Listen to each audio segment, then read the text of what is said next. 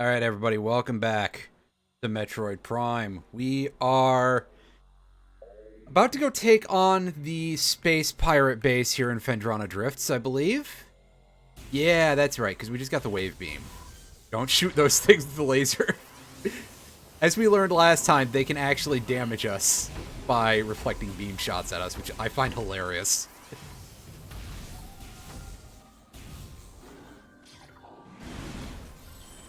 And we got some of these. Yeah, these guys are going to be starting to appear more and more in the area. They do upgrade the enemies as you go through the game, which I think that was a first for the Metroid series, basically. Like, I don't think that was a thing in Super Metroid. And obviously you fought new stuff as you went deeper into the planet in Super Metroid and Metroid 2 and that, but it didn't change the spawns that were in those rooms. Certainly it was not a thing in Metroid 1, which... Oh, did you just snipe me? It did! Wow, okay. Fine, I'm going. Jeez. Missing your Cheerios, buddy.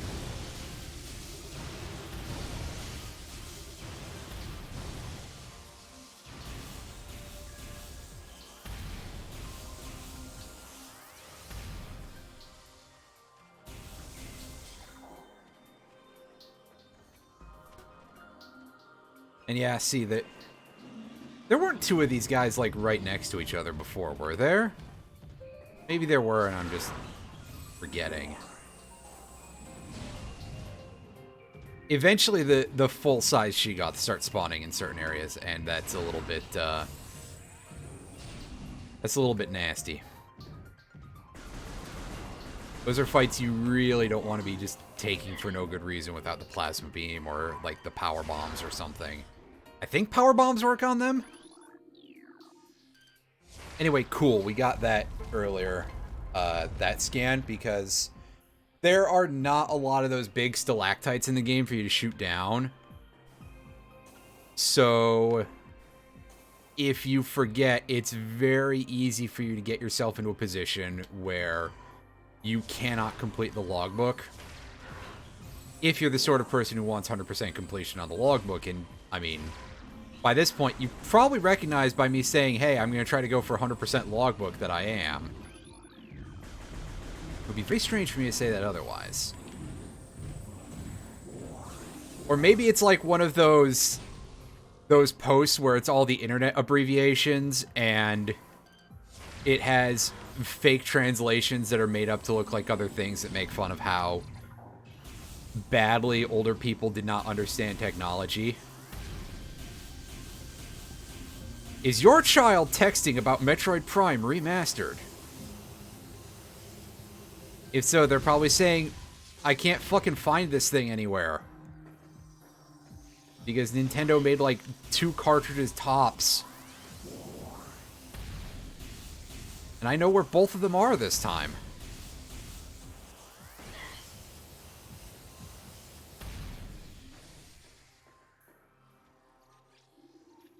Okay, that's not the thing I want to... Okay, so we scanned a spinner already. Yeah, you'll definitely be able to tell that there's some shit that I won't remember for sure that we've taken a look at. Let's get a good look at the lay of the room here. So we've got a deactivated morph ball slot. I've been told that there is a way for you to get across this way without doing the puzzle. But I can't imagine for the life of me what it is without doing some sort of sequence break. So we're just going to do things the regular way.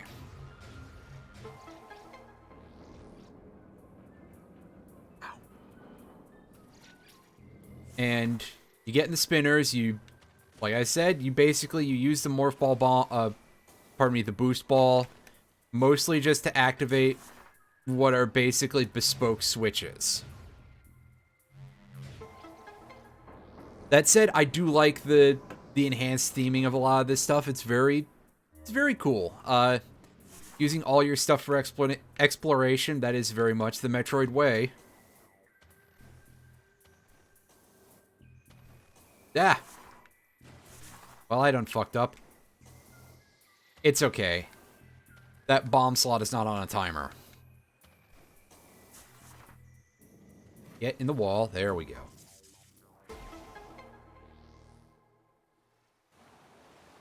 And that causes the room to flood.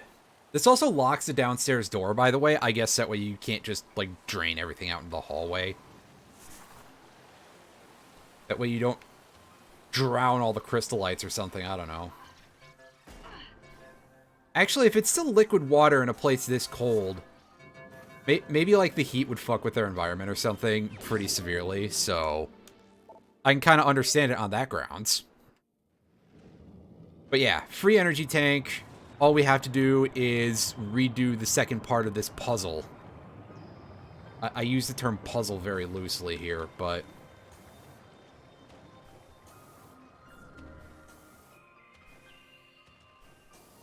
Admittedly, this is very much a game where the puzzle solving, air quotes, is more about figuring out where to go. Or just waiting around until the game tells you where to go, I guess.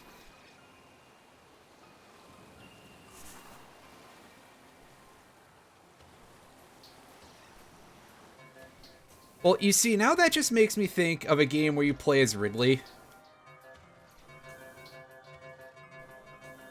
Which actually, well, I mean, obviously we're not counting Smash Brothers. That's like a whole different way of doing that, but... We're gonna crack that door open, because that's a save station. We don't need it right now, but we're gonna want it later. And we can come in here. Let's show off this. Now, considering that the beams have a very significant elemental effect to them, you will not be surprised at all to discover that they have differing effects on different enemies. And we didn't get a great look at it, but if you kill the auto turrets with the charged wave beam, they flip out and they just start shooting randomly for a few seconds, and then they explode. Here we've got a Shadow Pirate. Pirate Force is trained and equipped for stealth operations. Yeah, we got space pirates with swords and stealth suits, and that's all they've got to their name. Thankfully, right now their stealth functionality does not appear to be working. But later on, these guys can be fairly annoying because they will often force you into a different visor, which can have some visibility complications, depending on where you are.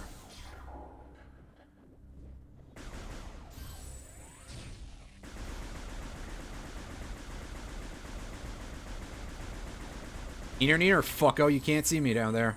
Up there. Over there.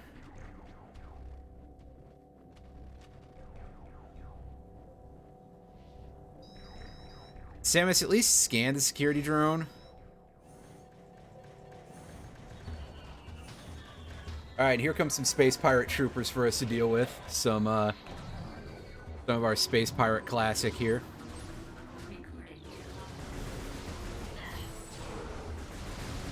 These guys are basically just the same dudes that we fought on the pirate frigate, but they are actually healthy this time.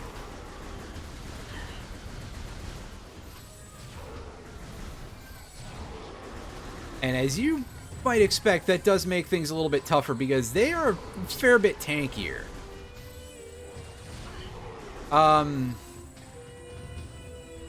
Glove change. I don't remember if you did, actually.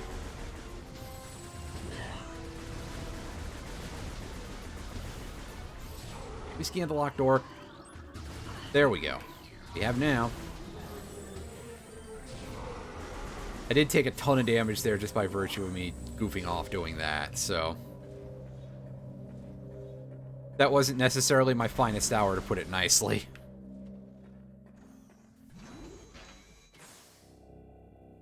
Go in here. And get ourselves a map of the Phendrana area. That'll come in handy. Possibly. So, okay. It doesn't show us, like, everything. This is our first destination, this is our second destination, and then we're gonna have to go backwards through all this to get over here. Just to give you a little bit of an idea as to what it,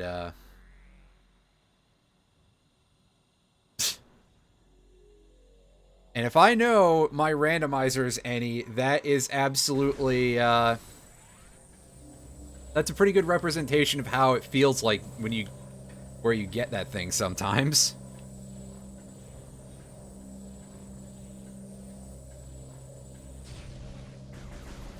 This game giving you a big old middle finger.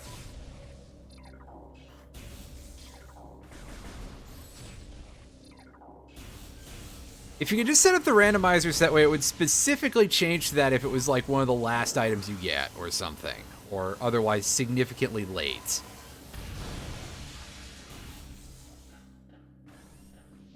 Alright, so we got a force field protected room.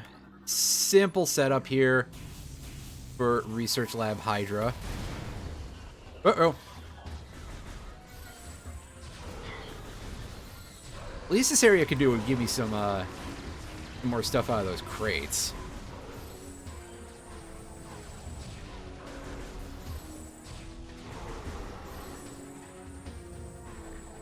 And of course, for fans of the logbook, this area in general is a great place to pick up more entries. We can grab our pirate datas. All this.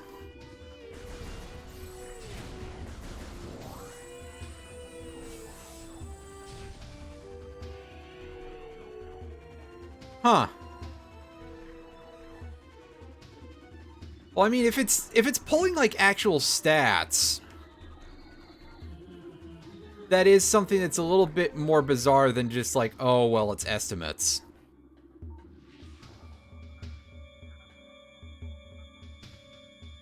I like the idea of making it the default glove sprite. Fantastic.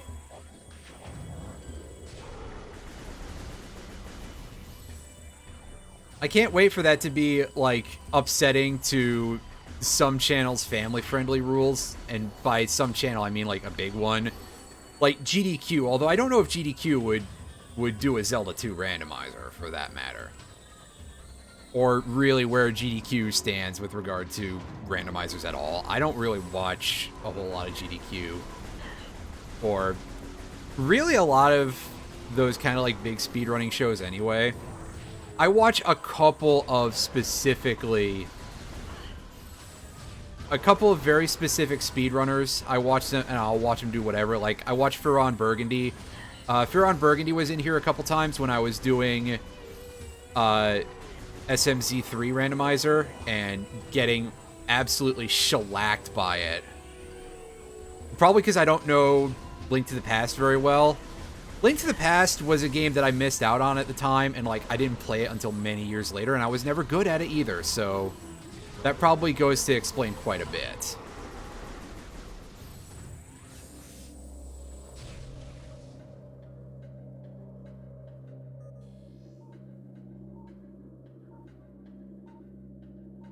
Oh, what, GDQ or ZSR? I would imagine that more, like, well, not GDQ-sized groups, I guess, just generally, would probably be a little bit more amenable to a little bit of vulgarity. Probably because they understand that real people swear all the damn time. Right. You know, GDQ, they pretend, but obviously, occasionally, they get a couple of... Oh, did we never scanned the auto turrets. Okay, that's a big boo-boo on my part. Because I believe at some point they get completely replaced. But yeah, occasionally you get some stuff at GDQ that is a little bit family unfriendly, but not necessarily so much on purpose, I would assume. Or, you know, you get the runners. And also their games, well, their game selection in general is very In my opinion, I've seen a couple of lists for GDQ over the past couple of years, and I just increasingly feel like they're doing mostly just the popular games, which, I mean, fair enough. You gotta make money. You know, you gotta fund Mike Uyama's super bunker or whatever he's hiding out in. I don't know. But, I don't know. I just never was really impressed by a lot of them because I tend to... I admit that I easily tire of seeing things like, oh, hey, here's this RPG that everybody knows about. Oh, hey, here's Ocarina of Time, literally the most popular Zelda game that's won a ludicrous amount of accolades that are probably slightly overselling its quality. And it's like, okay, sure, but you have a very wide audience to appeal to, and I'm not going to necessarily be the part of the audience who's like, oh, hey, I get to watch this game that I've seen like 800 other people speedrun. I'm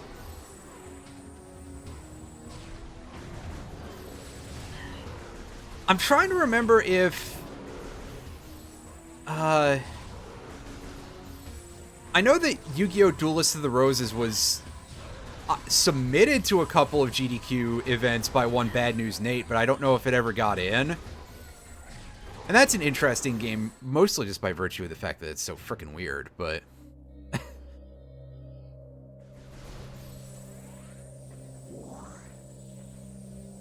But yeah, enough about that. Clearly, I would not be able to go into a family-friendly event as a presenter anyway, because I swear as much as I do. Matches the anime weirdness better than Dark Duel Stories. Yeah, Dark Duel Stories... If I recall correctly, Dark Duel Stories, of course, that being the GBA game... GBA... Game Boy Color, pardon me, not Game Boy Advance. Jesus. By GBA, they weren't doing weird stuff like that anymore. That was kind of... Dark Duel Stories, I seem to recall, is something that you could basically sum up as being the Game Boy Color version of Forbidden Memories. And if you've played Yu-Gi-Oh! Forbidden Memories, I mean...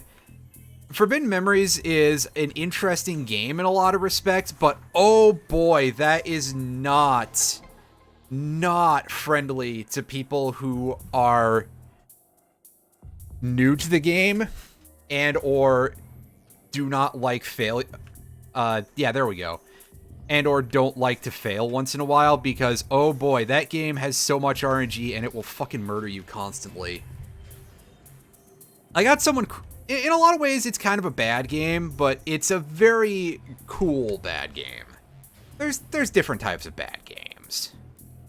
I got somebody crawling up my ass in a comment one time about how it's a bad game, and it's like, mate, just because you like it doesn't mean that it's not, in a technical sense, a bad, terrible game.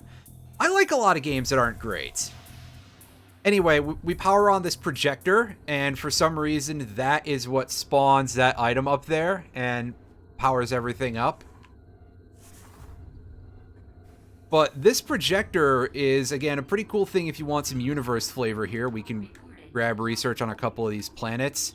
Planet Zebus, you may remember Zebus from the original Metroid. Zebus, Zebes, Zebas. I don't remember what the Japanese spelling is, so I can't tell you offhand how that is probably more accurate to be pronounced. But you've got that and Talon 4 for 2 more research entries. SR388 would not be in this system to begin with, but also it's not here. I believe that this game predates Metroid 2 in the canon.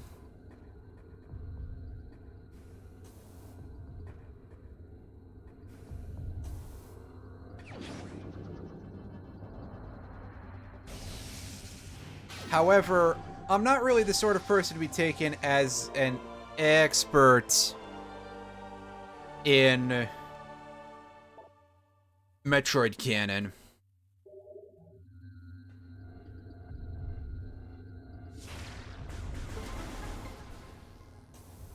Oh, well, that's interesting, although I assume that would probably make certain fights potentially absurdly difficult.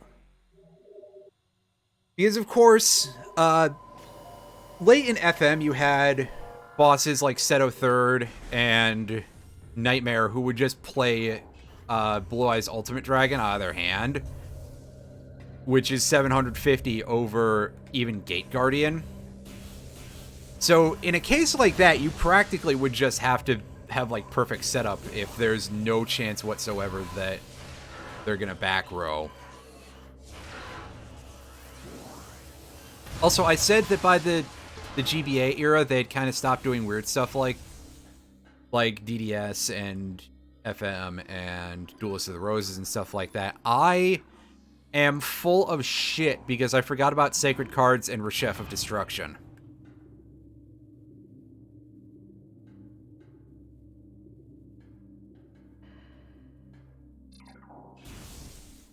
Which are also kind of interesting. Reshef of Destruction, infamous for being like one of the hardest Yu-Gi-Oh games ever, and honestly like pretty high difficulty just in general out of games that aren't of the certain modern era of difficulty first type of design.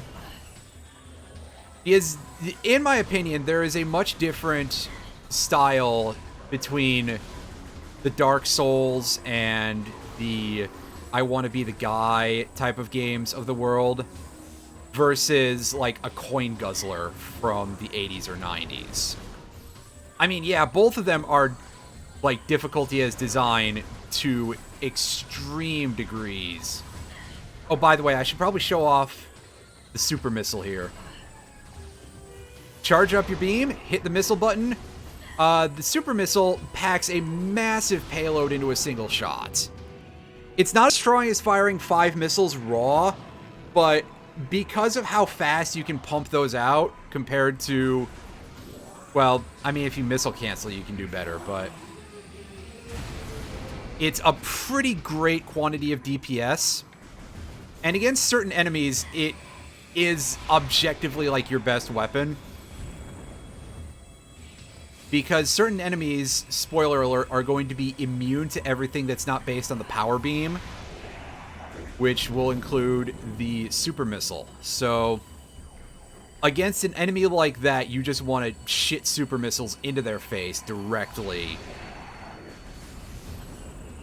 with jaw-breaking speed.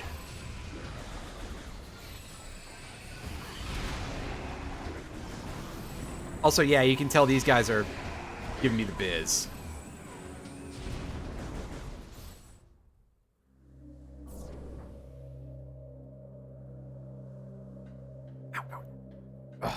Yeah, absolutely. And that's a big part of why I was like, oh yeah, the GBA is when they started doing just the normal stuff.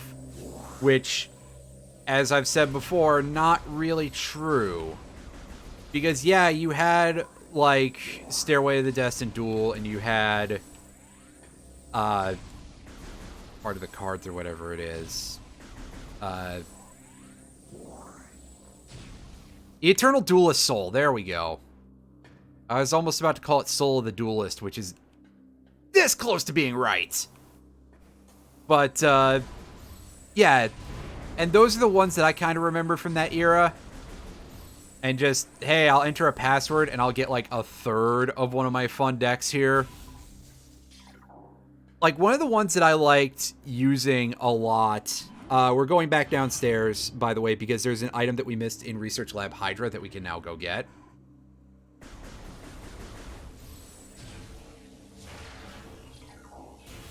The one that I liked doing a lot used, I believe it was Solemn Wishes was the name of the card, which is a continuous trap that whenever you draw a card, you gain 500 life points. And Fire Princess, and just stacking multiple of both. So that way, at the start of every turn, I would just draw a card, gain a bunch of life points, and I would do a bunch of damage back. And you could supplant that with things like Reckless Greed, Pot of Greed, even Jar of Greed would have been useful because, like, oh, hey, That's a trap that activates for 2,500 damage or something. Oh my god, this thing is in the worst position possible. This thing is pinning me, and it is demolishing me to boot.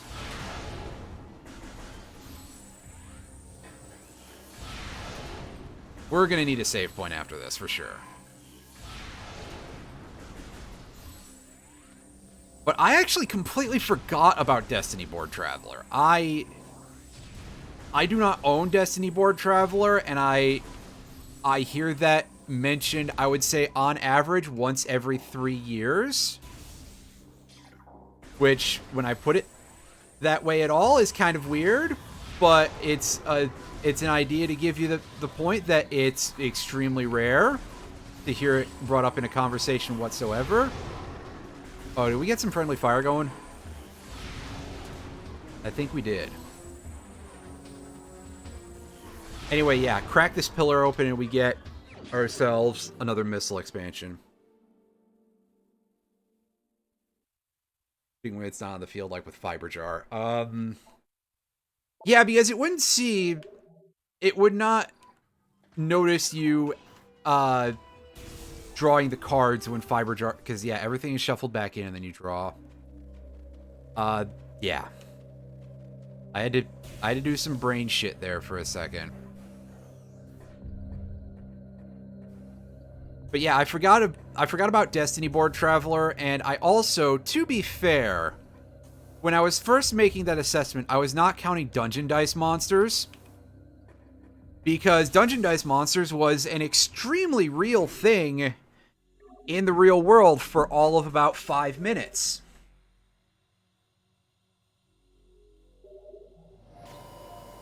Like, there was a good bit of the little figures and stuff released for Dungeon Dice Monsters in Japan. And here in America, they released it as more like a one-off board game. Which is kind of a shame, because the JP version, all the little figurines had little plastic fold-out dice so you can put down a bespoke section of dungeon or have like a special set of crests and stuff to draw from them. Draw not really being the not being the term that you would associate with that, but it's the one that I used for some reason. Meanwhile, with the US version, you had the same shit for everything of the same few levels, which is kind of a shame, but oh well. I suppose I will live. I actually have a special limited edition Dungeon Master figure from that, and this is the only Dungeon Dice Monsters thing that I think I still have, other than one of the abacuses that they gave you with the US version to track your crests.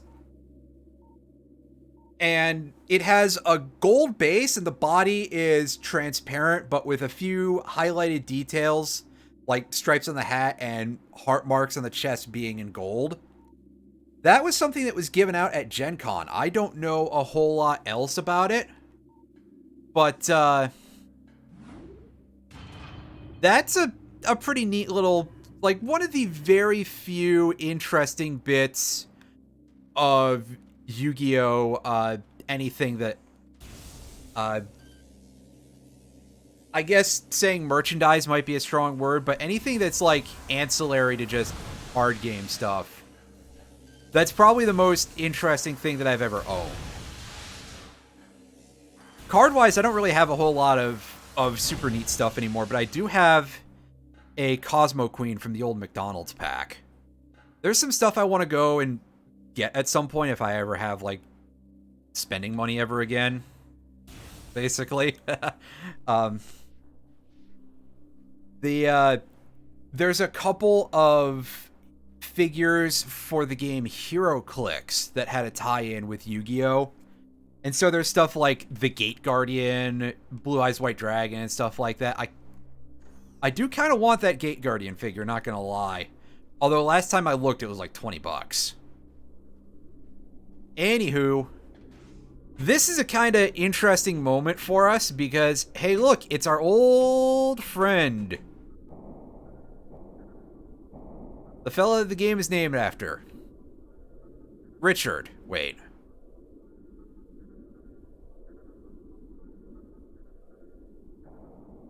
Is there anything to scan here? Yes, there is. Let's grab that before we carry on here. You can learn some interesting stuff about Metroids in this part of the galaxy. What is up with this?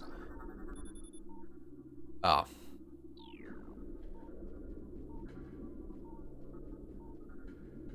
So this is one of those moments, by the way, that is, like, a lot freakier than... this is freakier if you've played Metroid games than if you haven't. Because, like, if you haven't, it's just like, oh, hey, it's the thing the game is named after. That's kind of freaky, but if you've played a Metroid game before, you know how nasty these bastards are. That in order to fight them in any of the previous games that have been released up to this point, you need the Ice Beam, and you need a lot of missiles to take them down.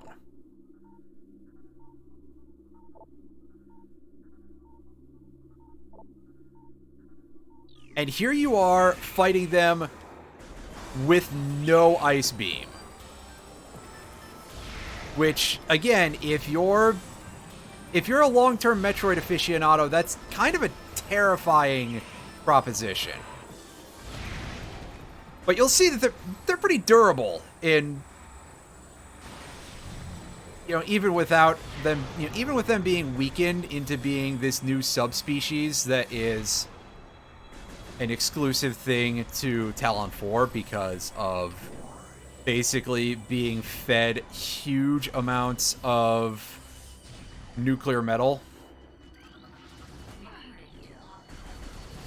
Which, I mean, if I had a diet of pure plutonium, I probably would... Well, actually, I live in America. I'd be healthier. But I probably would not exactly be doing super great. But the point is, they're still fairly tanky. They took, like... That thing took, like, 3 super missiles.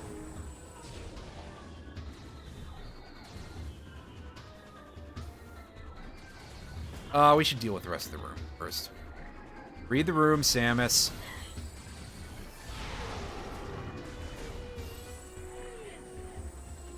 Well, since you can change the background... Well, you can change the game over screen.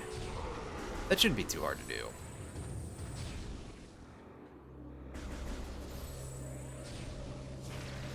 Hey, a free energy tank. We probably should have left this, because, as I've said before, we do have to go backwards through the base later on, and that would be a nice little free heal point.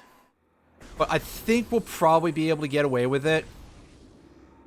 And if not, we saved way back at the projector room, and we'll just have to do it again to not fuck it up.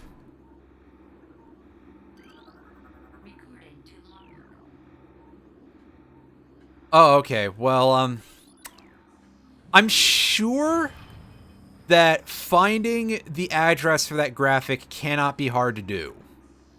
I haven't done a lot of, like, hacking type of stuff with graphics in a very long time, but it can't possibly be that difficult, I would imagine. Although it might be, like, funnily compressed, which is always a thing with graphics. I remember having to download like an LZ or something like that when I was doing very early attempts to learn how to do anything with Pokemon ROM hacks. Like, this is over 10 years ago, maybe closer to like 15. Oh, hey, they're telling us about the thing that we're actually on our way to. I'll check that out in a second.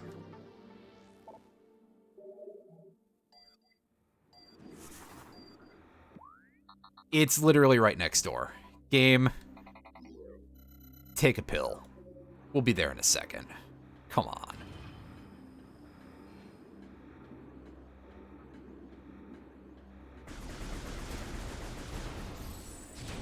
Although, yeah, I absolutely agree. A front-facing Ridley would be pretty nice looking. Oh, hey, there's an ice beetle down there. We can't scan it until we're in the room. Hey! Spawn camping motherfucker. Oh, that's even worse. Dude.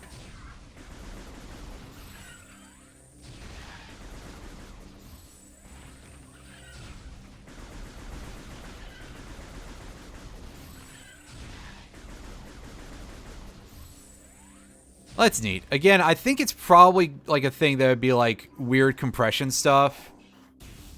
Because, yeah, obviously a lot of stuff, you gotta use compression to store those graphics. And they were using very non-standard formats. Well, asterisk.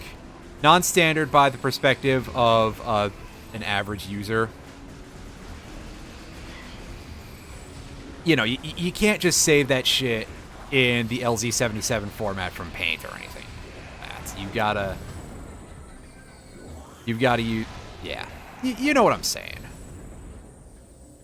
Although there may also just be like weird coding issues with it in general, because the NES era of game programming, and even well beyond, could be a bit mystifying sometimes in order to get things to work. Anyway, this room, we have to scan some stuff in order to disable this force field generator, which is currently surrounding our big prize.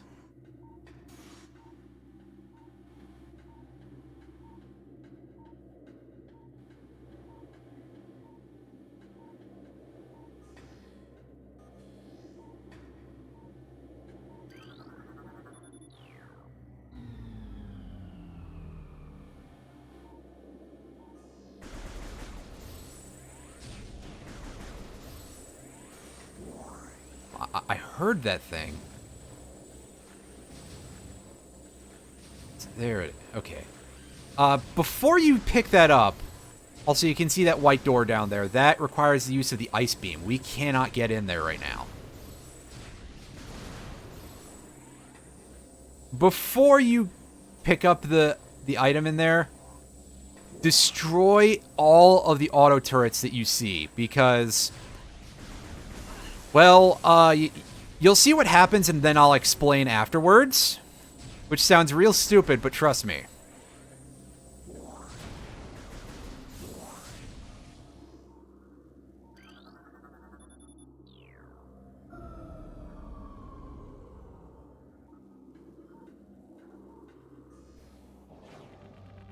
And here we go. We got ourselves the thermal visor. Yeah. Down to activate visor, additional data, download, inventory screen, etc. Hang on a second. There may be some chair noises. I notice my rug is a little bit rumpled here. Pause. Okay, so, we're back. Now, as you can tell, the lights are out. The whole power to the station is not off for some reason. Just the lights. Because we can still use the elevators. We can still use the save stations. We can still use the doors. However, we can't see shit. And so we gotta switch into the thermal visor in order to be able to track these monsters. And these dudes, I'm pretty sure these shadow pirates may actually have their stealth systems working. So you would want to use the thermal visor anyway. Now, the reason why you want to kill all the auto turrets is because, contrary to what you might think from them being gun turrets that are electrically powered, they run extremely cold. So they're very hard to see against the backdrop of the rest of the area. This makes no sense from a scientific perspective. And you might be saying something like, why are you saying that in a Metroid game? Shit, you right. But also, it is just to be like, hey, yeah, that can be a bit of a problem.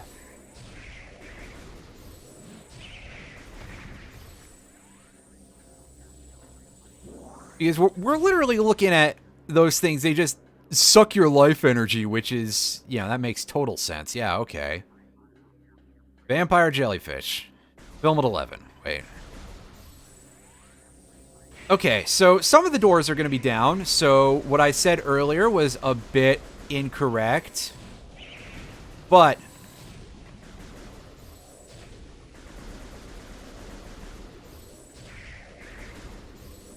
here's how we deal with that, is, let's turn on the scan visor and see what the scan has to say. The store has no power. A nearby power conduit must be energized for it to open. A blast of electrical energy will energize the conduit. The conduit radiates some heat that is invisible in the normal spectrum. So that tells you, you go into the thermal visor, and you shoot through the wall with the wave beam. Oh yeah, scan this dude real quick too, because we've got ourselves actual abilities to fight security drones here. Switch back to the good weapon. This is another enemy that, again, like, runs ludicrously cold. Like, you get a tiny, tiny bit of background heat for the fact that their guns go off. And I mean, maybe these dudes are a little more justifiable, but certainly there should probably be a little bit more heat going on with those than there actually is. I know that it's like cold metal and metal gets... Cold metal and metal gets cold. Yeah, okay. Real intellectual on my part, huh? But even then, I think it's like overselling that a little bit. Oh god, where the fuck's the auto turret? There it is.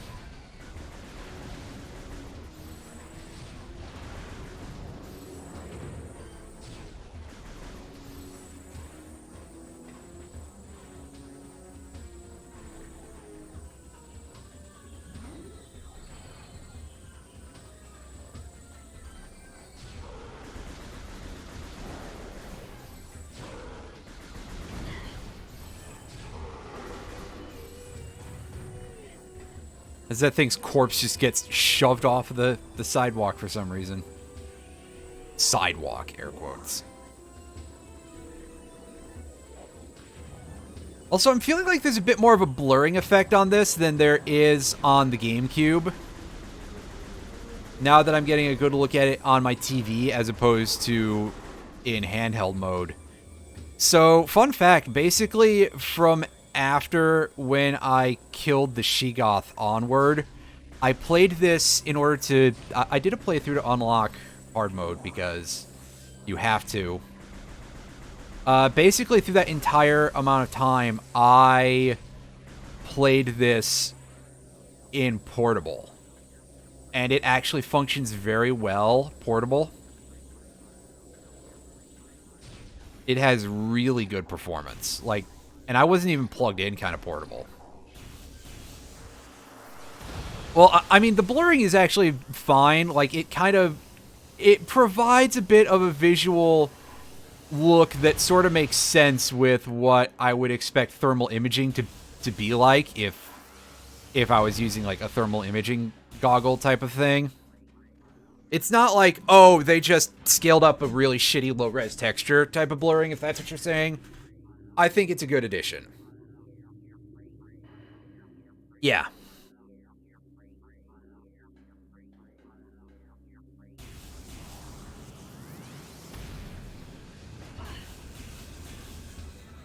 Oh, Weevil. That's a guy that exists for some reason.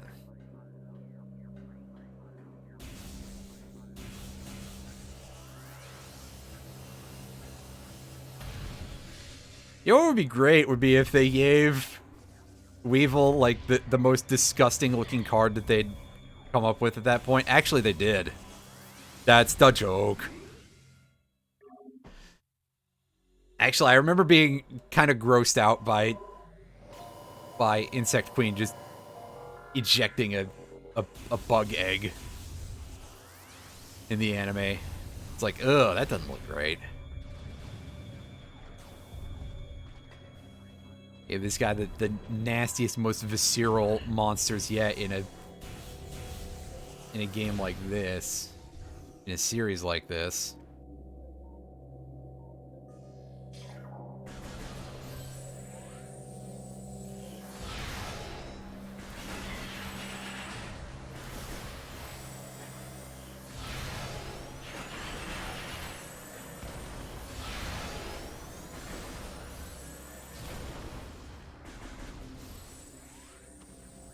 Yami Merrick is comparatively really great, and it's like both of them are really kind of gross in their own way, but Yami Merrick is like fun, kind of nasty. And a large part of that, I think, is just down to like crazy facial expressions that they give Yami Merrick in the anime and stuff. Because, like, otherwise, oh, he's got torture-themed cards, which, I mean, that's kind of disgusting in its own sense, but it's not like the... Again, visceral was the... Also, I did not mean to fire off that missile so early.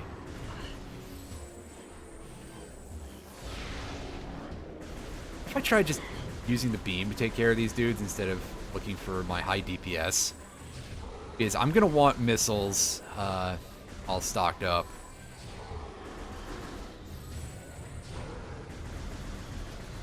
Yeah, well, neener, fucker. Sure isn't. Hey.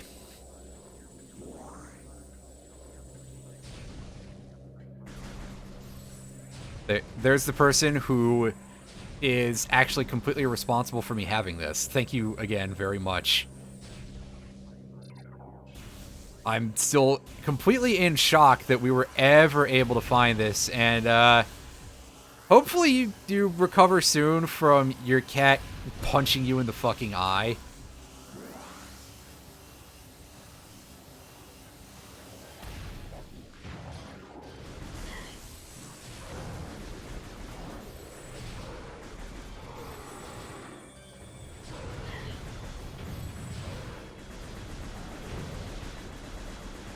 That's right, now everybody's gonna know that you spent $40.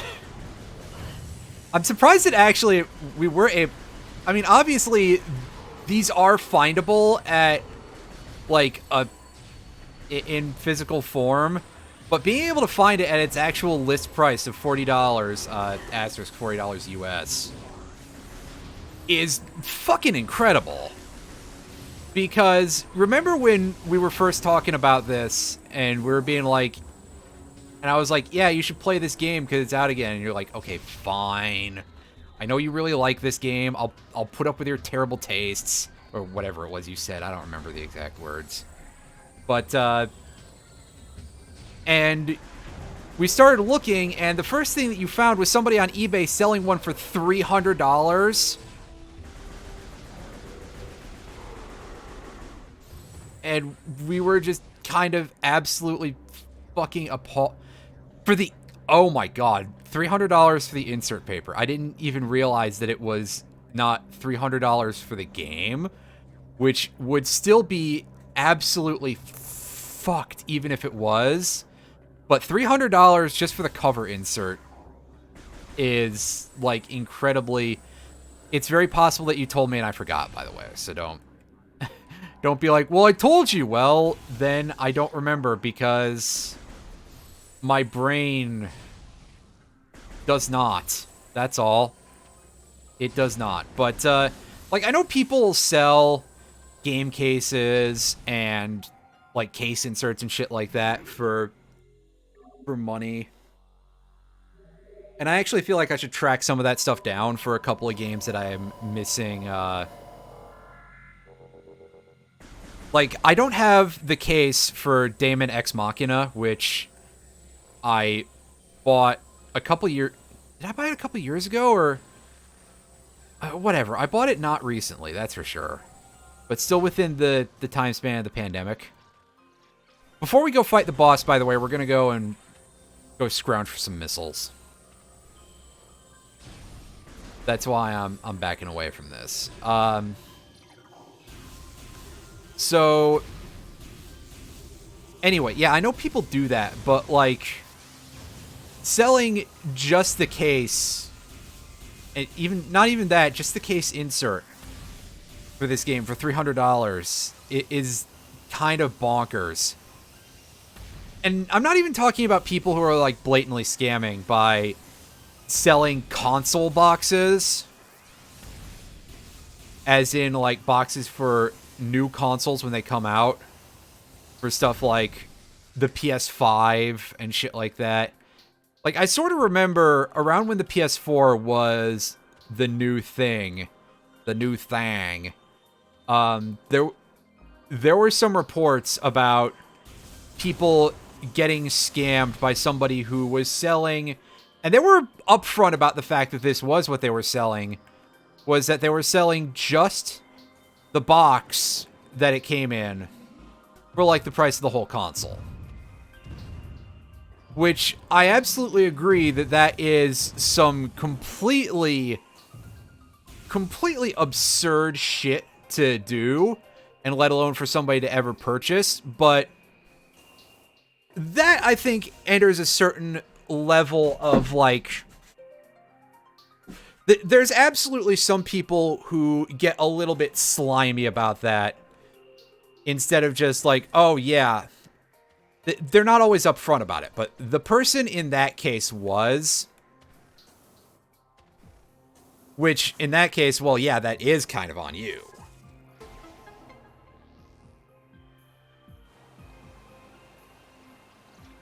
But again, if this is a person who's selling just the insert for this game for $300, I think that should say something about how fucking terrible the stock is. And apparently it could still stand to be better, because when I went to put up the stream notification for Wednesday's show on Twitter, so I always tend to put on pictures of my stuff now in order to push it into the... Because I think that'll push it into the algorithm a little bit more. Or at the very least, it doesn't hurt it the way having a link does. Because at some point, Twitter was just like, oh, we gotta fight the spam bots. Let's start pushing down anything that has a link. And that ended up being not such a good thing for anybody who creates content for a not dying, we'll call it. Because then, obviously, they got to do some shit in order to try and get their stuff further up into the algorithm. And, yeah, it's just generally not great all around. But, yeah, the point is, so I went and I just Google searched Metroid Prime Remastered. That'll give me the cover art in, like, 2 seconds, right? And it did. And one of the first things that it showed me was, hey... here's the listing on eBay with somebody who is selling it for still, like, $70. So, clearly, not all of the stock issues have been fixed up, which does not surprise me in the slightest, because I cannot possibly imagine existing in a world where Nintendo gives out, like, a decent set of stock for any sort of game. Or really, like, any of their shit whatsoever. I mean, we all probably have some vague recollection associated with amiibos and the terrible stock of those, because even if you weren't, like, a collector or anything, you've definitely heard somebody be very rustled about how horrendous the stock on those was. And for good reason, because it was absolutely fucking terrible. I mean, for a start, I question how well amiibos actually, like, are worth what they're being sold for.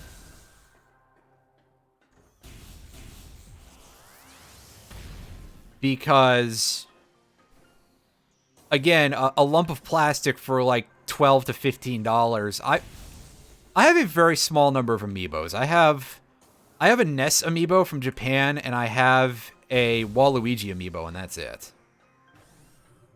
Although there were a couple others that I was looking for at various points. I would have loved to have gotten the Mr. Game & Watch amiibo if I could have found that, or the Palutena amiibo. But those and like the squishy Metroid amiibo, that was about it. But yeah, I question how much $12 is a proper value for a hard lump of plastic like that, even if it has the little electronic bits in it. We're saving now because I think we've got a decent chunk of missiles, and just in case this boss decides to beat me like a rented mule, which is a distinct possibility.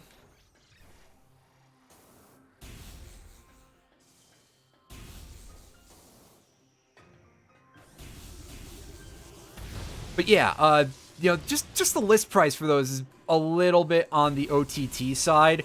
And then once you get people who are collecting them in mass and scalping them, it's just like, wow, this is ridiculous. For that price, you could probably get like some of those questionable quality prize figures of various anime girls, and they might even be in better quality.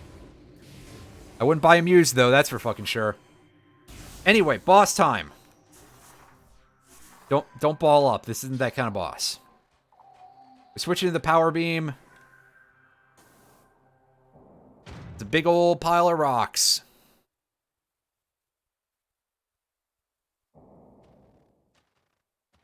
And let me introduce you to nobody's favorite boss in this series.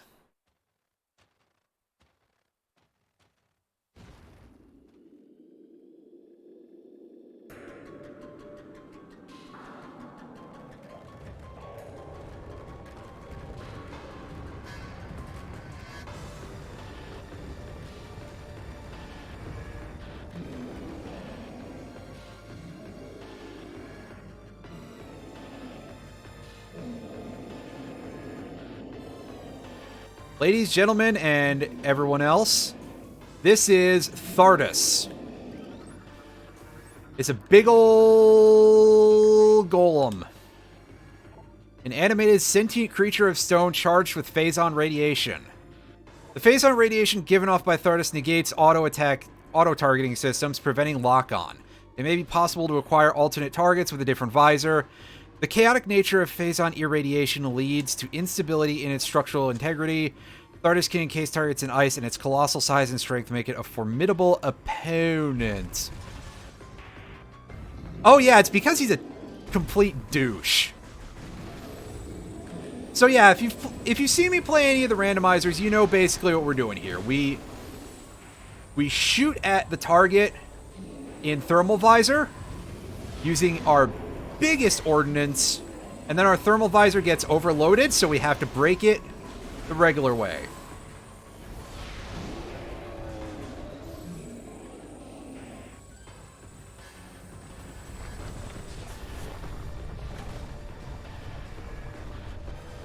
If you have the plasma beam at this point, which you probably won't without sequence breaking, and by probably, I mean definitely won't, that does great damage to this dude.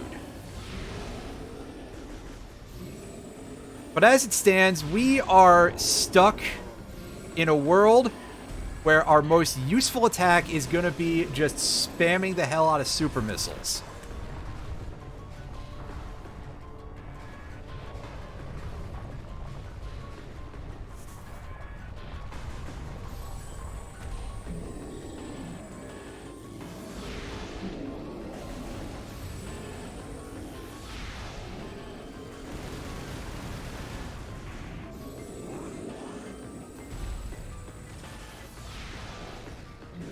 Also, yeah, I think 95 is our missile limit right now.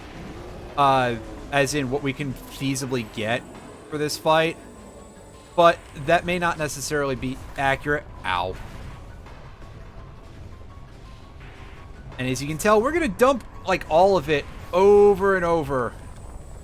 If you run out of stuff during the fight, when it does the rock throw attack, you can shoot the rocks for more resources of various kinds, although it does absolutely make your thing go kind of ape. but only for a second. It doesn't trigger the thermal visor overloaded message.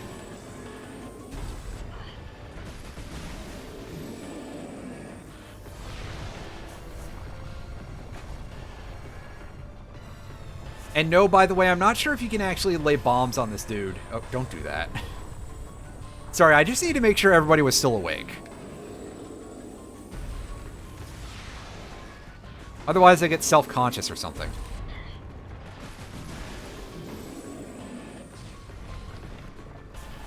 Ow.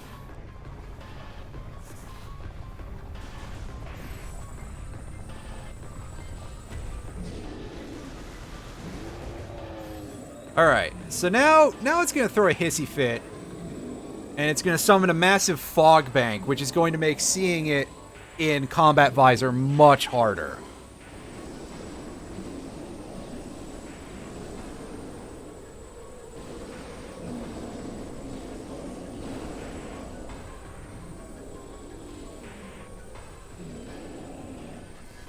Stop that! Dick. Let me land a good hit here, come on. The problem is that I keep trying to squeeze off shots that I... Oh my god, you are kidding me. I basically gotta get behind this. Where am I? What am I stuck on?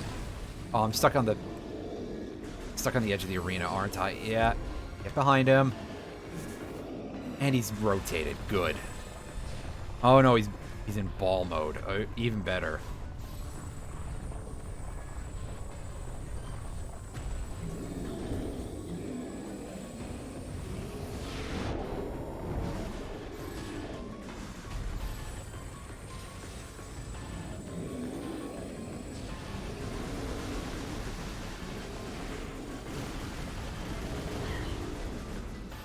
Let me tell you, shooting a big rock to death in its knee pit is definitely not my idea of a good time.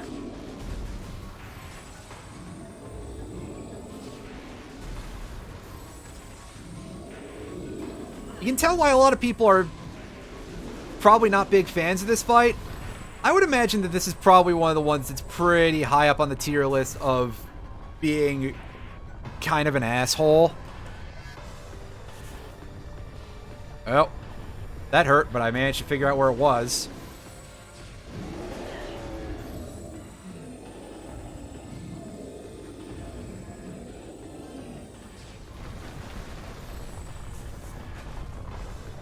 Unfortunately, we got rocked there. That's not so great. But I think we only have 3 more targets to hit, which is great.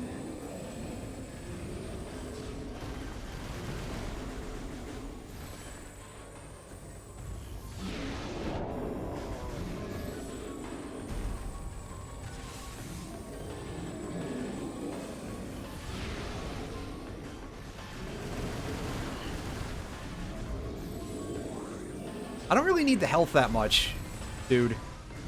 I think we can damage race this guy. At least, so...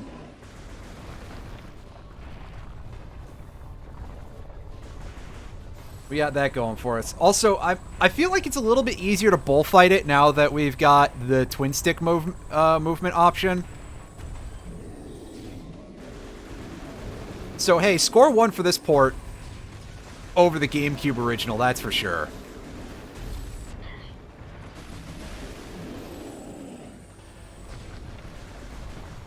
Ow! Don't you just love seeing that double zeros on the energy meter when you're not dead? Zombie Samus.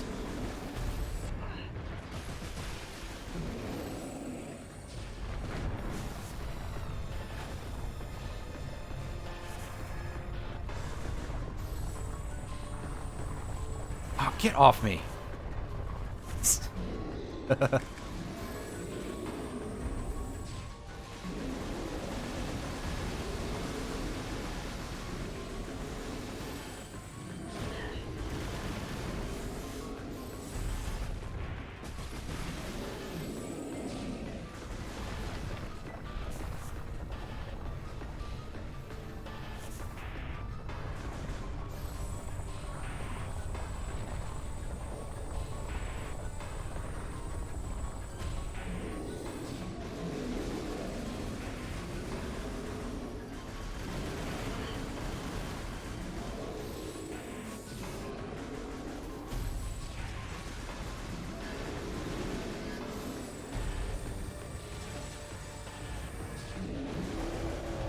Alright, so now it should be, here we go.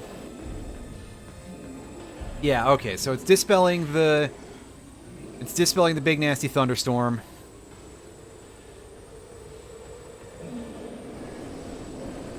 Actually, I bet if we stayed near that thing, it would fuck us up.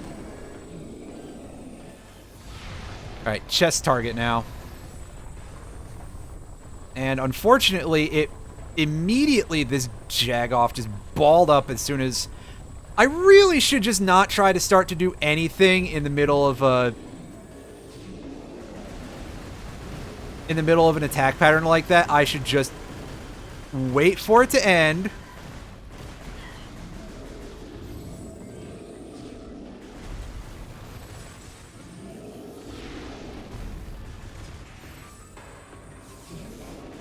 Oh, hey, we actually can damage it without the thermal visor. So, hey, I guess speedrun can just skip the thermal visor? Because you don't even need it to do those power conduits. That just helps you locate them.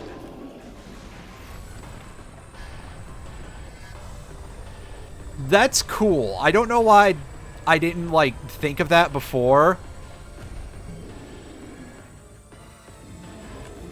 Probably deep down I did know that that worked, but I just was never, like, in a position where I bothered to confirm.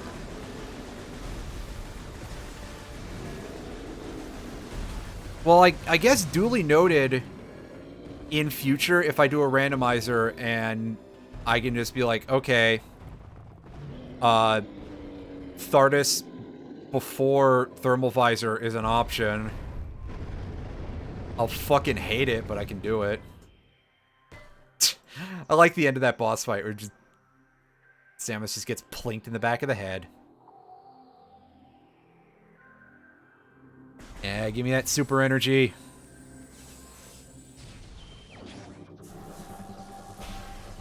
And we get a very cool power-up here. We get the Spider Ball. Actually, that sounds really disgusting. Never mind. Press and hold the ZL button in Morph Ball mode to attach the Spider Ball tracks. And this... Oh, man. Retro Studios fucking loved the Spider Ball. They were just like, okay, we need an idea for a room. How about a Spider Ball track? And on the one hand, I get it, but also it does get a little bit overbearing. We're going backwards here because, first of all, there's a couple of things we can get now that we have the Spider Ball. And second of all, I just feel like saving.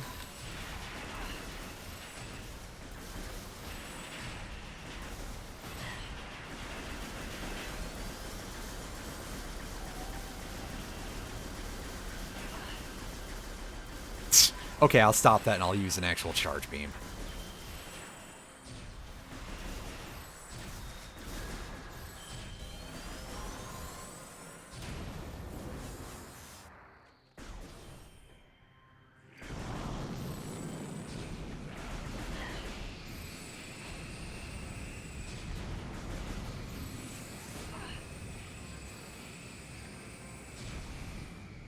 All right. Save up.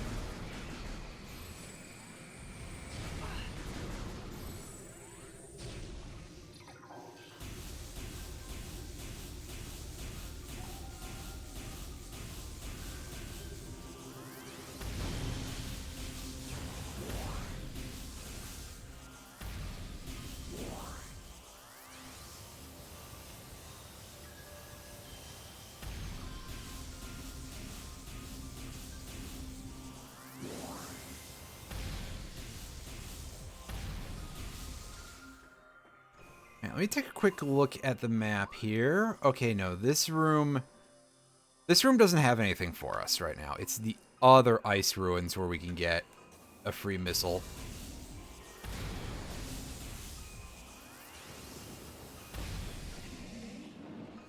But at this point, they really expect you to go along the other side of the quarantine cave, which is the name of the room that we just dealt with.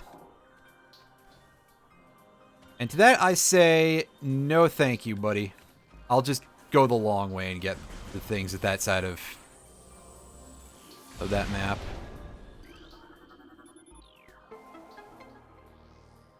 Remember, we couldn't break that thing before.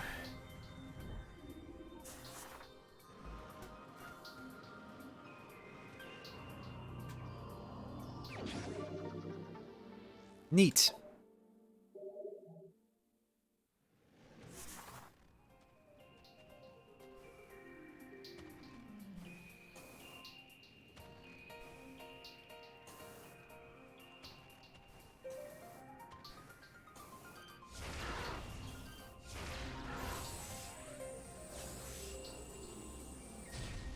In we go.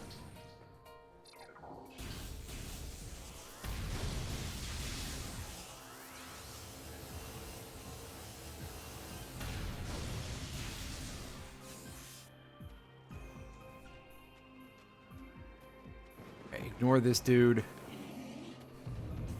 He's just here to make life more annoying.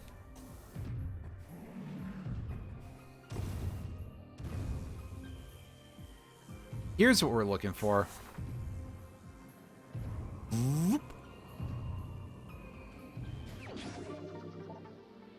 Another missile pack.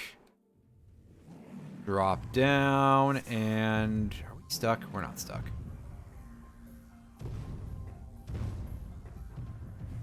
Although Stompy Stompy down there is causing us some issues. It's okay, they're very brief issues. Anyway, I'll go the intended route.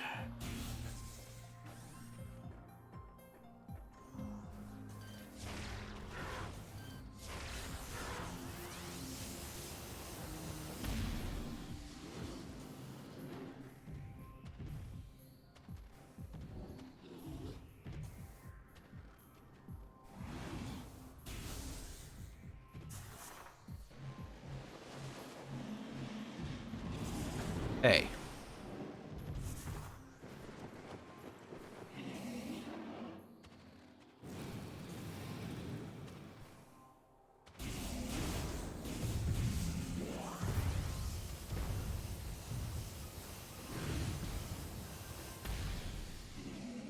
And that thing's just gonna stomp around and disrupt us basically the whole time.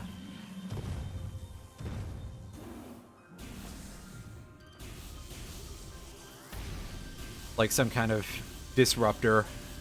Actually, wait, what am I talking about? We're the ones who's got the electric attacks, so...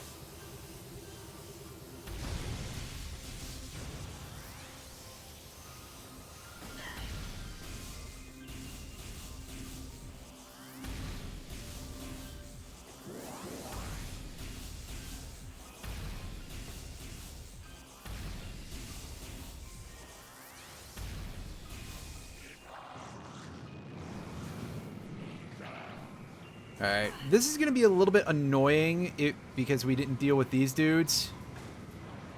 And we've got... Yeah, they can just shoot us off of the thing. Just hammering me. Get out of my timeline. And the airspace. Although the airspace isn't mine, just get out of it anyway. Thankfully, they're giving us a nice big energy thing I was there. Well, that should clean up the area, and we can go up, and we can...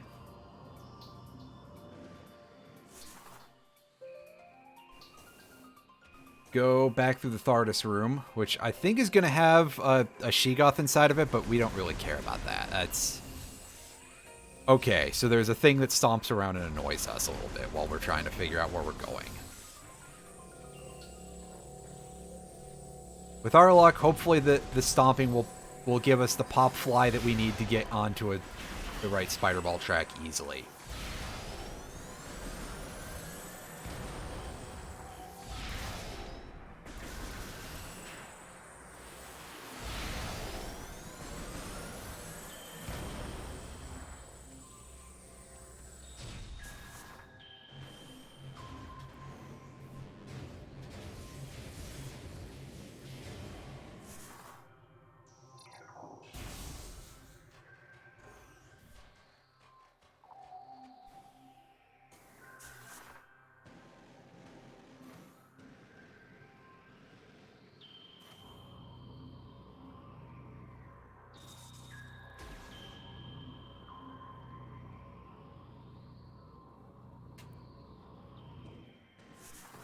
See? Easy. Did we scan a spider ball track already? I think we did.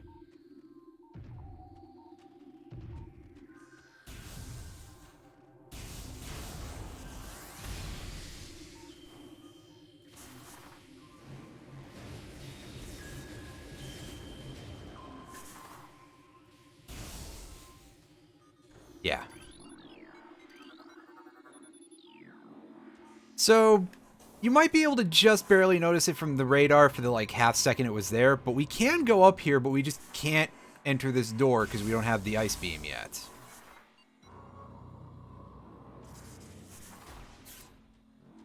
So, we're going to take this because it's a nearby little transport for us.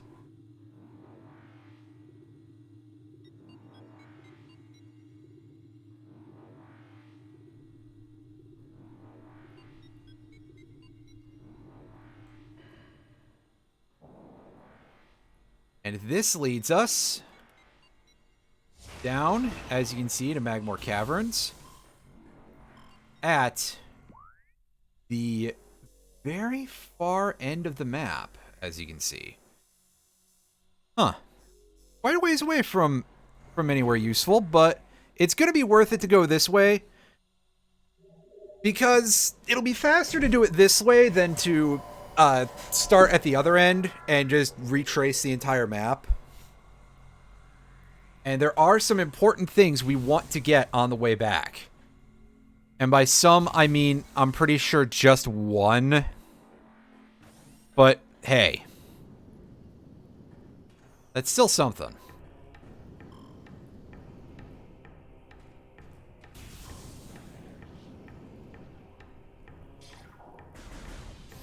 Alright, so this room we're going to have a flying pirate infestation.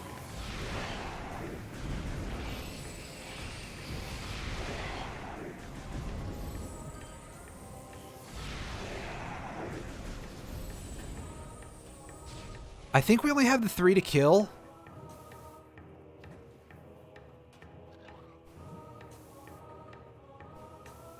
Also, this room is over here, but we can't traverse it right now because we don't have the power bombs. Actually, I guess I'll show that real quick. Just to prove it.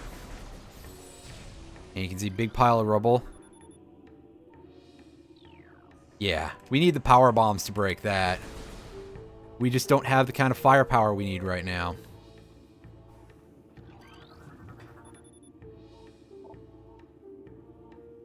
Three nearby power conduits to power this thing on. Yes. Strangely enough, this room is weirdly cool. And I mean that in the sense of, like, low temperature, not necessarily that it's, like, a great room or anything. But for some reason, this one little outcropping of Magmore Caverns is, like, very chilly, but there's still hot lava and everything to deal with. I guess maybe because this is the room where they have all the lava freezing tech or something.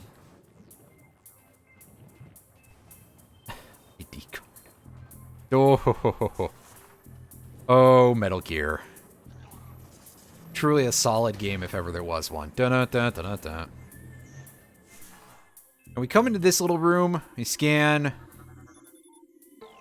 and it chills the lava in the next area. Yeah, it's a little bit of a maze puzzle thing. A challenge, there we go. Because obviously it's not hard to figure out what to do now that you have the energy conduits energized. It's just, hey, don't get caught out by the lava uncooling for some reason. Because that's exactly how lava works.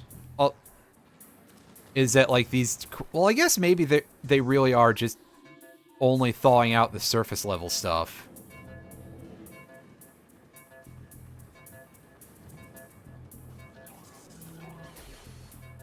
Don't get Triclops. That's another piece of advice. Because those guys are kind of jerks. And hey, that's energy tank number 7. We have half of all the energy tanks in the game.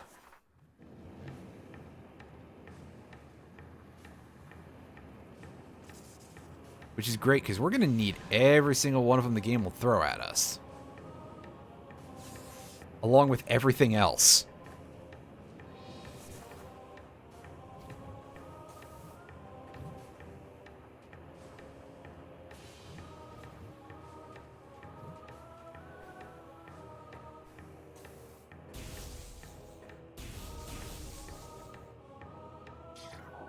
Ooh, this big thing. This is a puddle spore. The lava clam. I don't know why, but it's a lava clam. You shoot it in the face, it closes up for some reason, because that's how a lava clam works, apparently.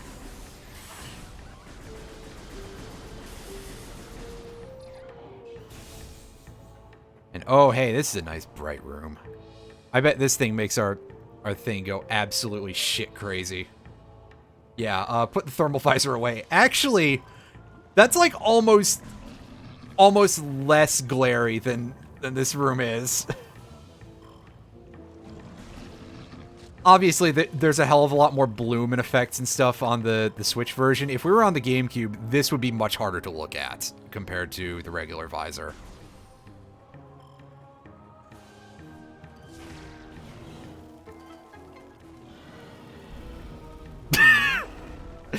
Get fucked, nerd. That was pretty good.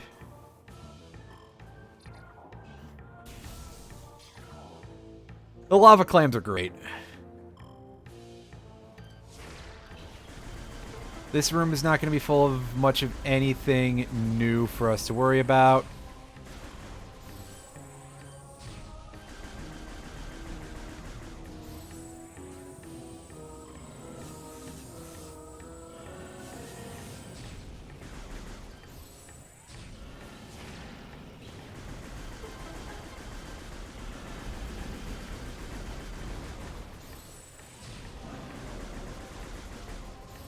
And yeah, as we've seen before, the worm dinglers are quite durable. That's not their name, but it is now. Heck. Don't look at me. I'm not good at video games. Even the one I know, like, really well.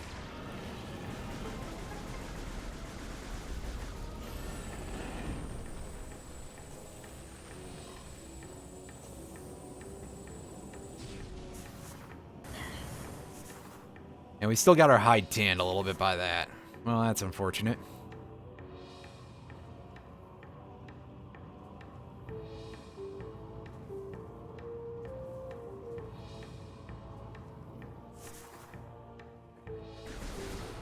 This right here, this is the elevator to the Talon overworld that we've never used.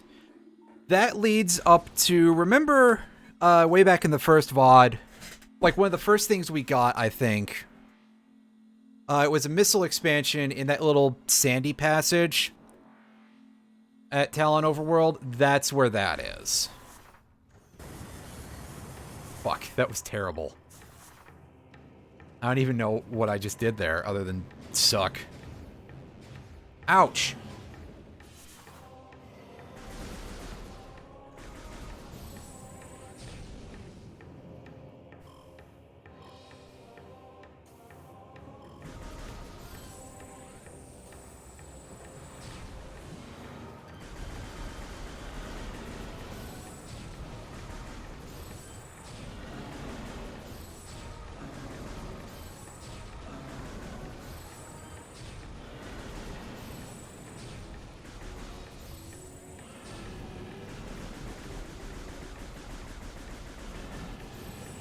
And yeah, this one I'm very specifically killing because it's obstructing our easiest path here.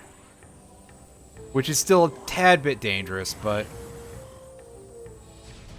we made it significantly less so, that's for sure. I think there's a better way to do that, but I don't remember what it is offhand. Ow.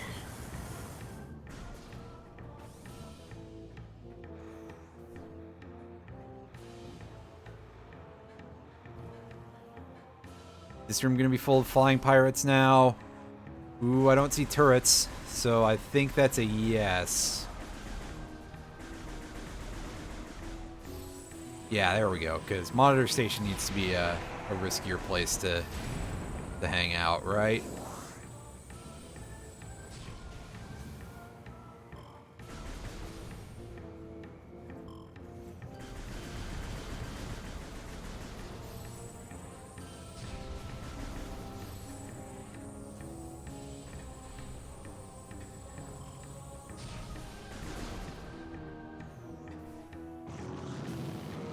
And we got flying pirates in here too, because of course we do.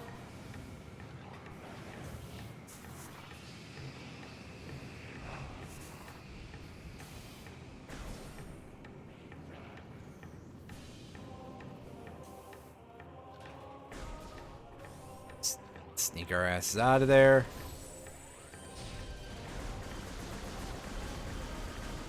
Well, sneak might be a strong word, but we managed to avoid getting shot at, so I'll take it for now.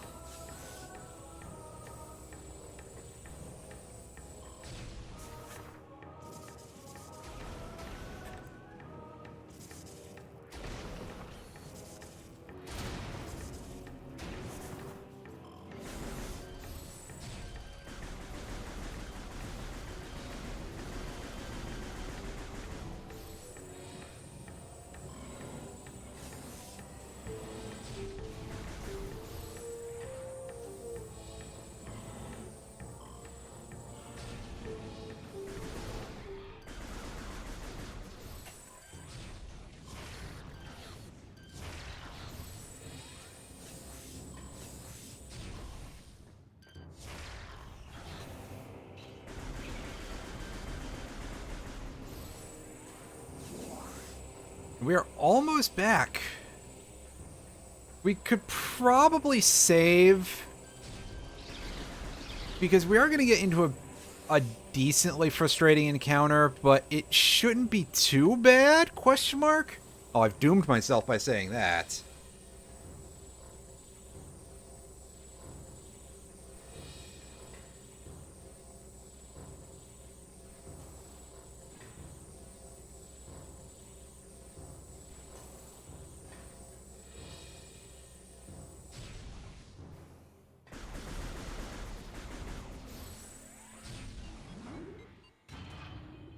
Back up the elevator we go.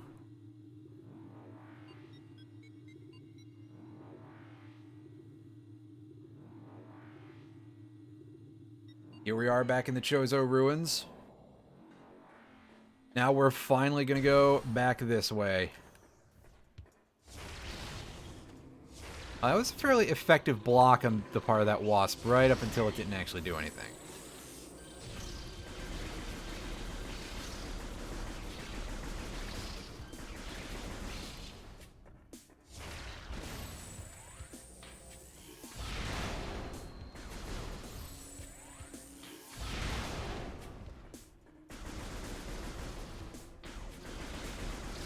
My supply's back. Come on. The game's not interested.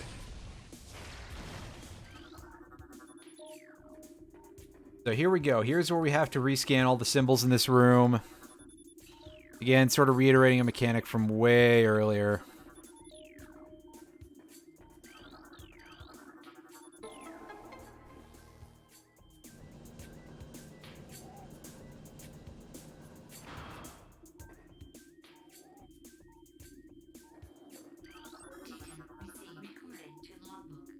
Scan that thing. Oh, hey, the game's going to tell us where to go. Apparently, we've goofed off that much.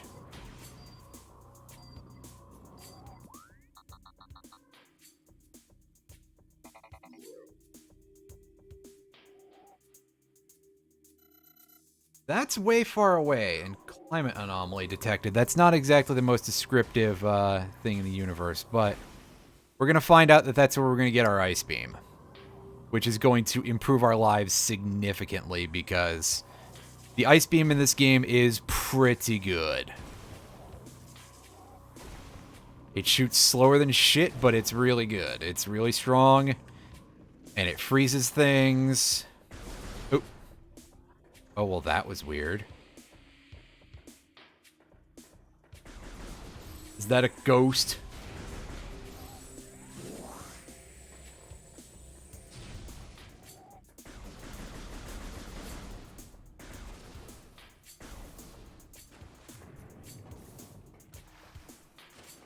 ghost in our Metroid here.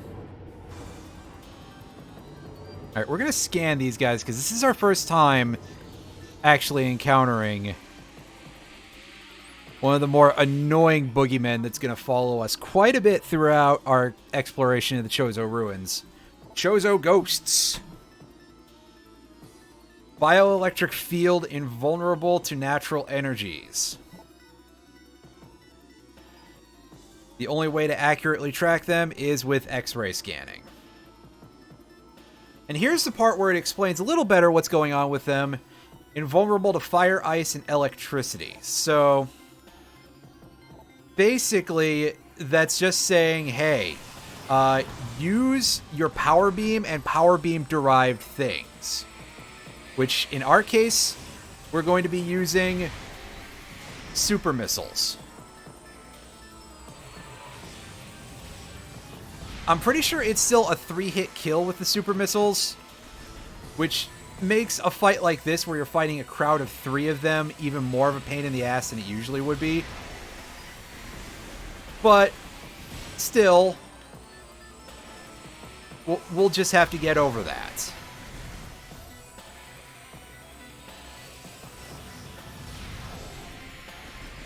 An important thing to note is that when they hit you, you get stunned. Oh wow, that one just quick died.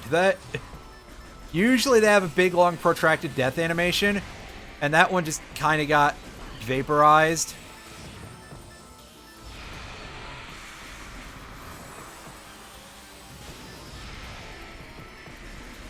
That one too. Is this like the new standard and I never really noticed? Oh no, that one's doing its whole big death dance. And check it out, it's been a while since we've had to think about the artifacts, hasn't it? And one of them just spawned. Very nice. This is the artifact of sun or something like that. I don't remember. This is theoretically one of the ones that's later in the record, but I literally don't think I've ever picked up the artifacts in the order the game tells you to. Artifact of Wild, pardon me.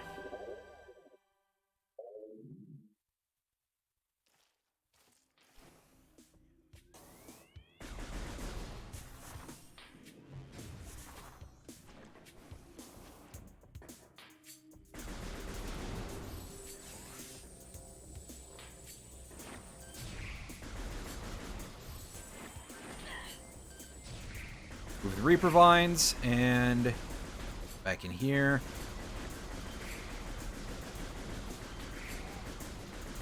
Because now that we have the Spider Ball, we have a lot of stuff we can do.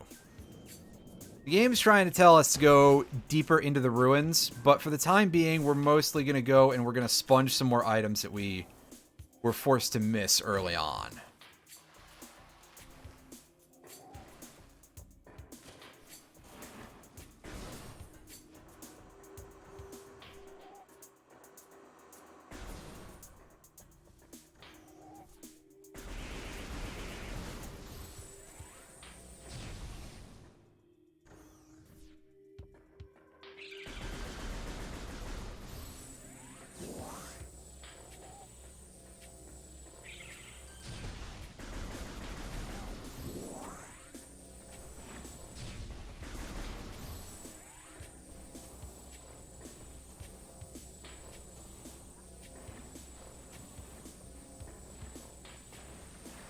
It also would help if I remember to stay on the platforms properly, wouldn't it? Just a little.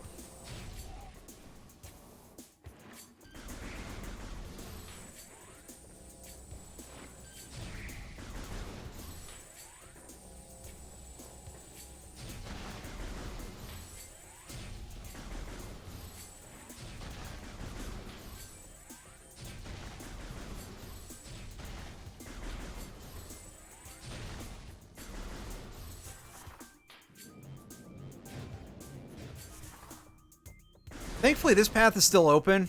I don't know why that matters, but it makes it easier to find, that's for sure.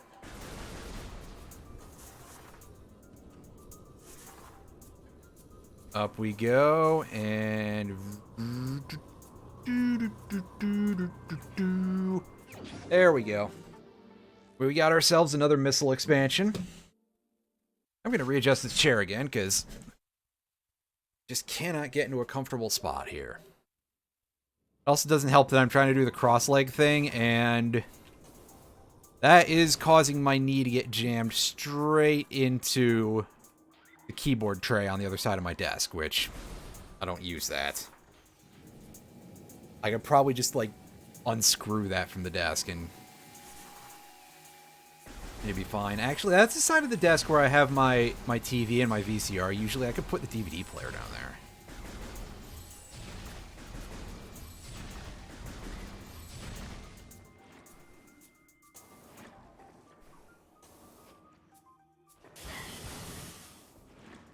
Yeah, it's the goofiest thing. I keep saying about this, like, anytime I see anyone in the house, it's like, oh, hey, my left leg's asleep again. Wow. It's like I sit on it all the time, and it just... And then sometimes the positioning is such that it just, like, bits get stuck places. Which sounds far worse than I intended it to when I put it that way for some reason.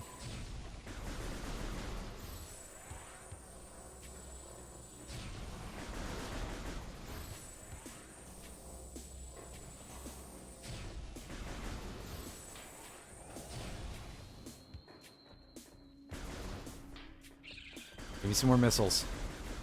I'll take the energy, I guess. There's a missile pack right here, like, for free. Get in, then ball. Full deal, and over we go.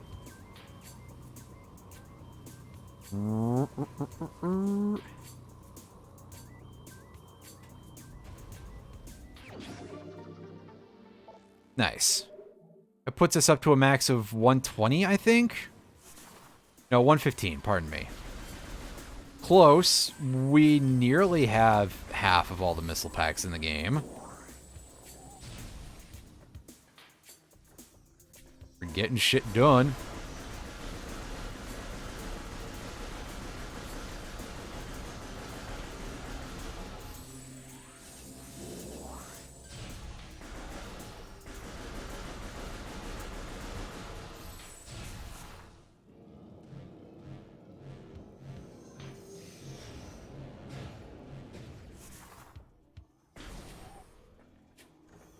Now, instead of going in the direction that we were intended to go, we're going this way because there's a couple of things we can do out here. First of them is that we can shoot a super missile into this chunk of the tree and then not have a great angle to get at this, huh? We may have to come down on it from above. In fact, that's what I'm going to do is I'm going to ignore the pissed off beetle. And we're going to drop in on this old tree from up above. I could swear that you used to be able to just easily double jump into that. Maybe I'm not remembering very well, though.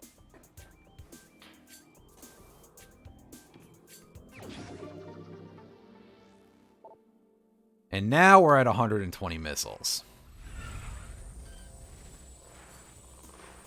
Of course, there's a good reason why we want these buttloads of missiles.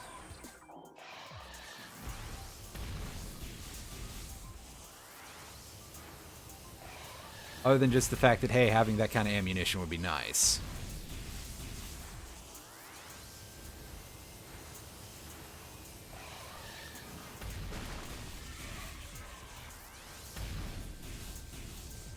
Anything, buddy? Nope.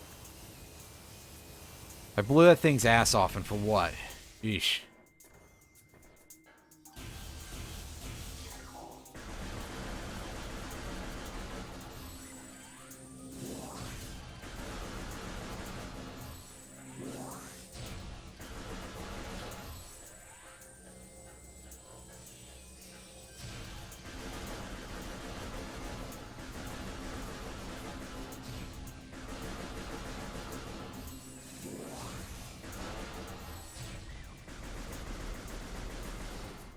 Alright, so this time we want to go to this side as opposed to the other side that we went before to get the free item, whatever it was. I think it was a missile pack. It's usually a missile pack. We go over here. We find ourselves another spider track, and we take this over to a pretty fun room. I don't think there's bugs in this hallway. Yeah, it's pretty much just the ones off the main room. Okay, so this is the Sun Tower, I think it's called. Let's pull this in. Tower of Light, pardon me. This room is a long one. Now, at each of the 4 sides of this room, these posts have a chunk of rock each that takes 3 missiles or 1 super missile to break. Oh no, is it 5? That's... Huh. I don't remember it being 6 before. Well, okay, so I guess super missiles are more efficient. Unless I just missed several of those. Which I suppose is a possibility. Anyway, we get to smash up this old piece of the Chozo ruins. Seems like a bit of a dick move, but okay.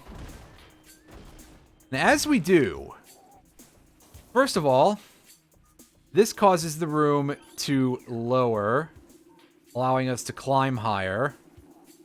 And second of all, it unleashes plated puffers. These are like the regular ones, except that you need missiles to break them, and they do more damage. And they will prove to be a bit of a nuisance while we're doing this. Also a bit of a nuisance are these Oculuses. Oculi? Oculons? Palmer Lucky's boondoggles? I don't know. Actually, that VR stuff is getting shockingly popular. Again, my overall feelings about it are like, kind of similar to any motion controls type of stuff where it's like, well, I seriously don't have the room for it regardless. And just in general, I'm not sure how big of a fan I am.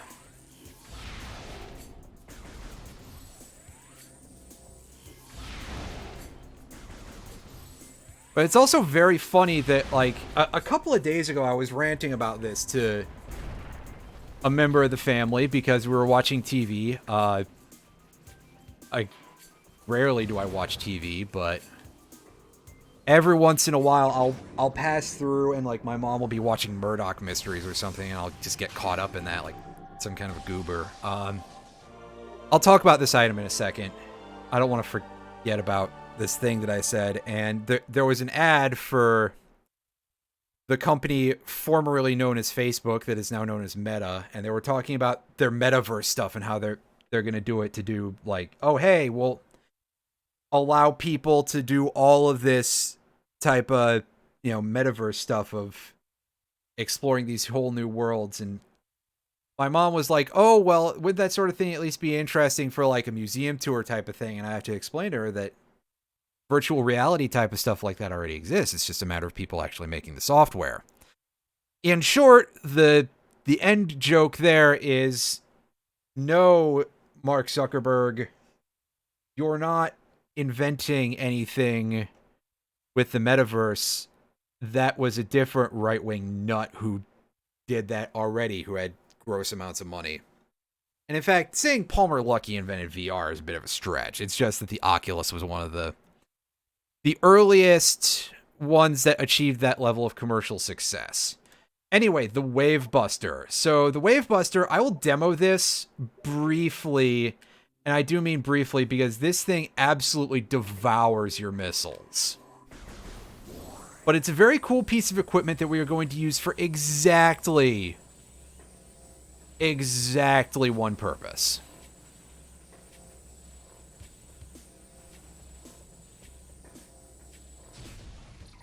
Yeah, pretty much. It's kind of like the same. They're all in the same vein, really, as Elon Musk, if you want to get down to brass tacks. The differences between them is, like, almost not inventing the RuneScape trade scam. Jesus. You ain't wrong. Anyway, the Wave Buster. Again, absolutely annihilates your missiles. It costs 10 to fire, and it costs a lot more than that to keep up. But it's this electro whip thing that just locks onto a target and does not let up until they're dead or you run out of missiles. It's a really good way to deal with exactly one thing in the game. And past that, we are probably never going to use it.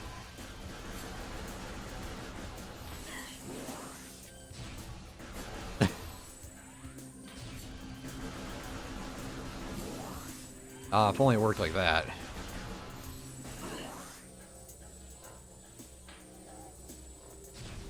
I don't think we're going to get to actually, like, pull that out for anything serious in today's stream. But if we do, it'll be at, like, the very end. Because, you know me, 3-hour blocks.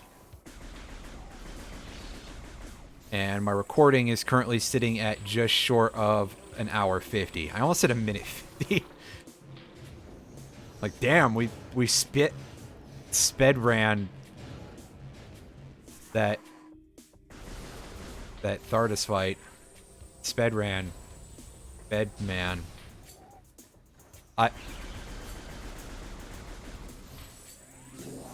Apparently, that's like a completely new character this time, except that it's... Well, it is the bed mecha, but somebody else is operating it.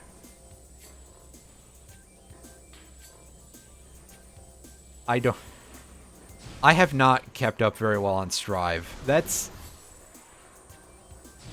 I have that installed on my hard drive. I should like actually set up a controller or something.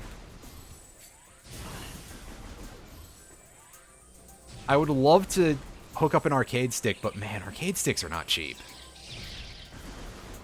It's either, or, I mean, they're like significantly more affordable if you build them yourself, which I could probably do, but man, like every once in a while I'll just go look for an arcade stick, and most of them are like over $100 for something for a recent generation console, and it's like that's kind of insane. Controller prices in general, I know I've said this before, but a lot of times they can be kind of absurd, especially if you're looking for like OEM specific, like if you're trying to get...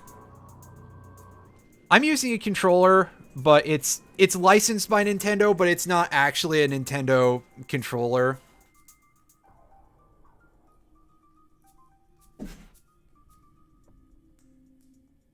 It's got Samus in her Metroid Dread suit on it, though, which is kind of neat.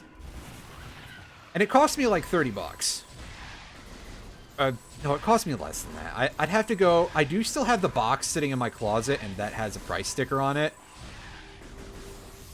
Because, regrettably, I did order that from GameStop, but... You know, that's back when they actually had a decent free shipping program. Nowadays, I'm pretty sure that it's like, oh, spend $100 and get $5 knocked off of your $20 shipping. Imagine ditching the one good thing you had, right?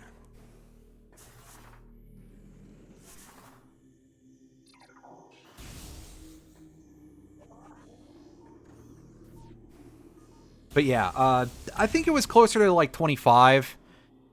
Either way, it's still...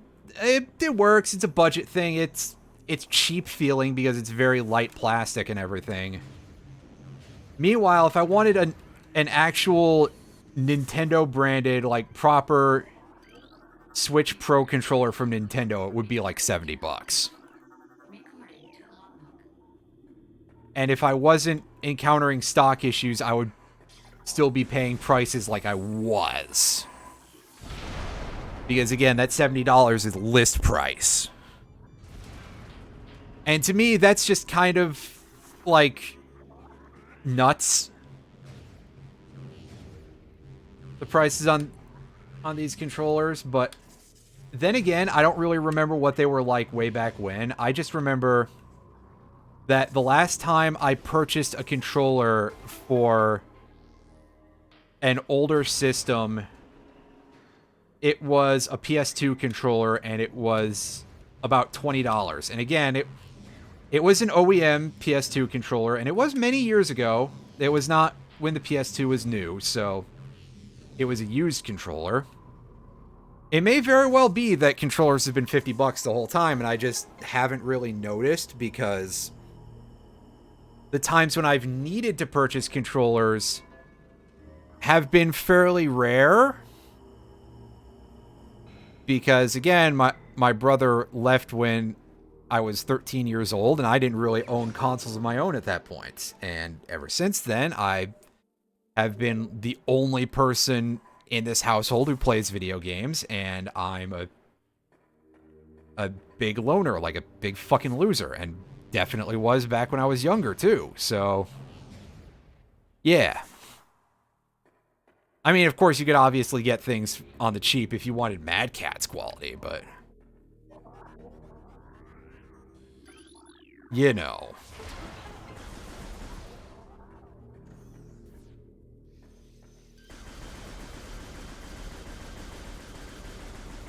If you buy yourself a Mad Catz controller, you just kind of become your own little brother. And sometimes that really fucks up the timeline a little bit. So before we go into this room over here, we're going to go into this little side chamber, and we're going to scan the missile station. And we're going to pick up some free missiles, because we may as well resupply. We've got a fight in front of us where we're going to want some missiles.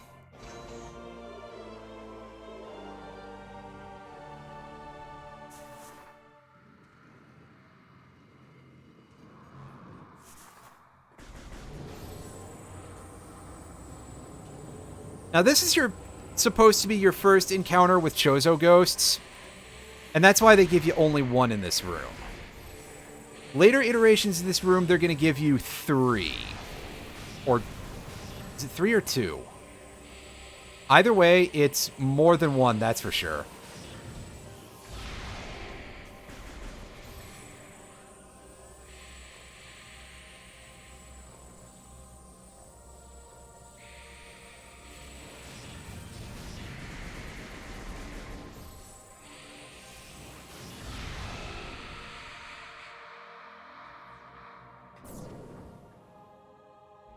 You know, come to think of it, thinking about the controller thing, I did just kind of look down at my controller and go, oh, hey, yeah, I have a controller with a Samus on it.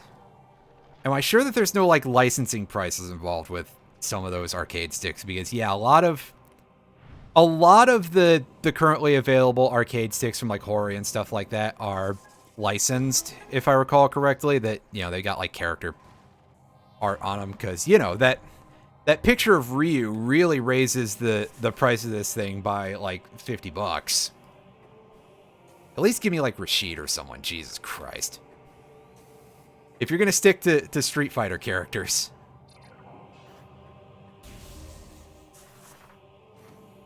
Capcom, am I right? Actually, I guess that probably would explain it, because I 100% imagine Capcom as being one of those companies that is really anusy when it comes to prices for any of their licensed stuff. Like, just absolutely the most disgusting you could imagine.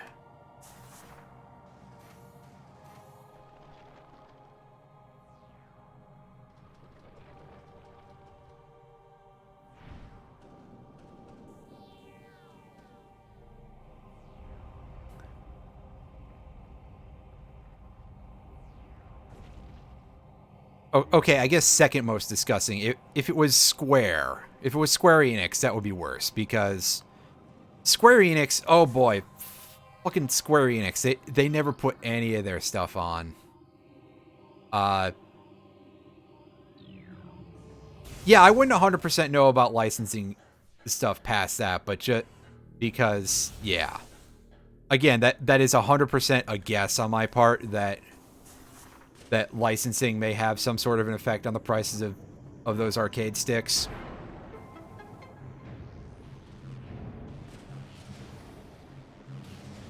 But again, like, stuff like that, I've seen... I'm claustrophobic. Yeah, exactly. And also, just in general, Square Enix Square Enix are absolutely, like, some of the greediest fuckers when it comes to a lot of that stuff. Like, none of their games go on sale for more than 50% off, and even that's a rarity. And I just think about the prices on some of their merch, the shipping prices, which are wildly overdone. That's not even mentioning any of the sleazier stuff they get into, like NFTs and stuff.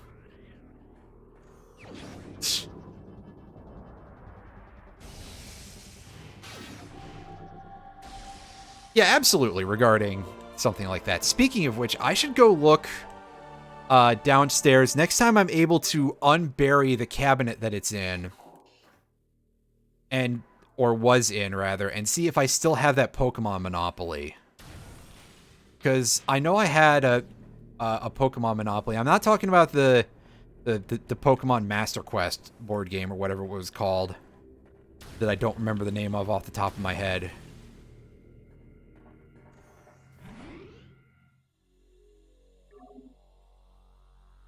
But I did have that when I was a kid. I no longer have that, though, I'm quite sure. However, the Pokemon Monopoly, that might be an interesting thing to go, huh, don't these branded monopolies go a little bit against the idea of what the board game was originally about? But whatever. Yeah. But yeah, Square Enix, like, God, I can't imagine, like, a Square Enix Hori Pad or anything like that. Metroid. I can't imagine the kind of pricing on something like that. Is this the correct side of the map that we're supposed to be on? Because these are two warps down to... Yeah, okay. So this is where I'm looking. This is what I was looking to pop out at. So there's two elevators there, and they both go to Talon Overworld. One of them goes to the side on the other end of the wrecked ship, which is not useful for us to engage with at this juncture.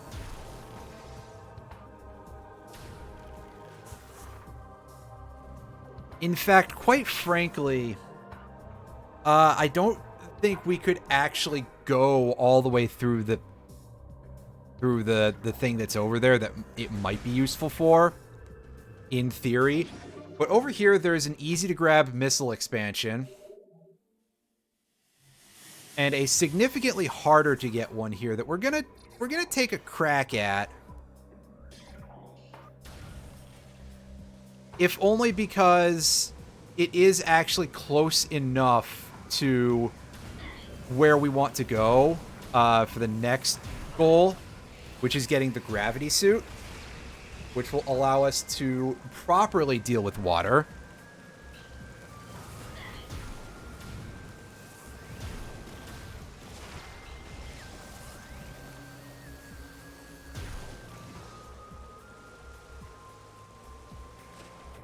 Yeah, we completely missed the, where the hell is it? I wonder if I can actually find it in this, if I can get a bead on it, get a read on it from down here.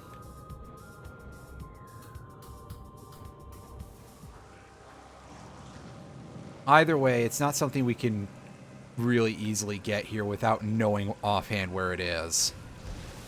And I was hoping I'd be able to get a vantage point, but I got shot off of it, so we'll come back to it later.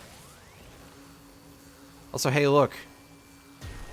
It's making Geiger counter noises.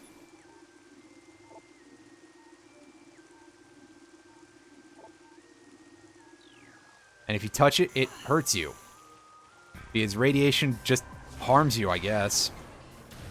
Also, yeah, you can see that the ice beam fires slow as molasses. When I charge it, it only gets out one shot before it charges, because the game knows that the fire rate is not good enough to do a proper burst volley. Before somebody's just like, oh, fuck off. I don't want to sit here for an hour charging this.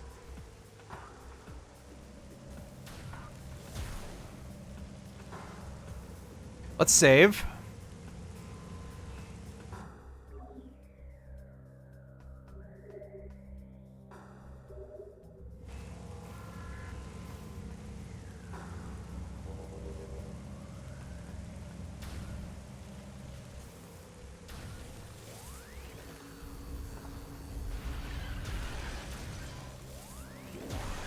Also, yeah, you hit something hard enough with the ice beam, it'll just, with the charged ice beam, rather, it'll just shatter instantly because it takes so much damage that, well, it wouldn't be very useful to freeze it, that's for sure.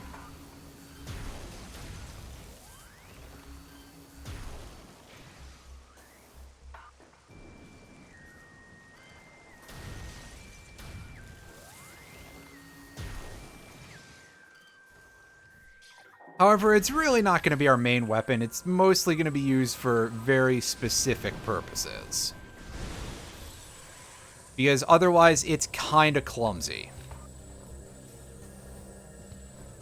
And by that, I mean, watch me probably just switch over to using it at some point as a main weapon.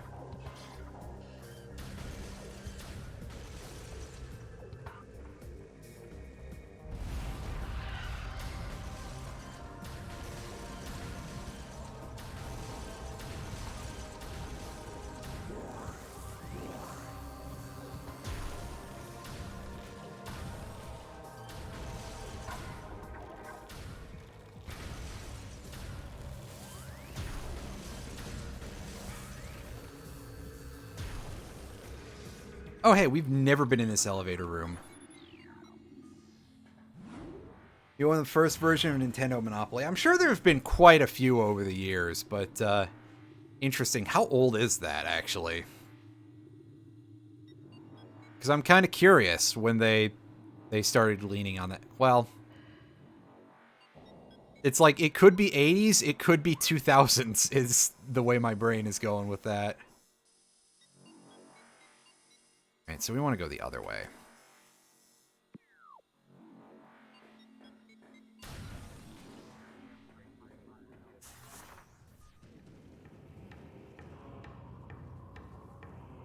Gotcha. Okay.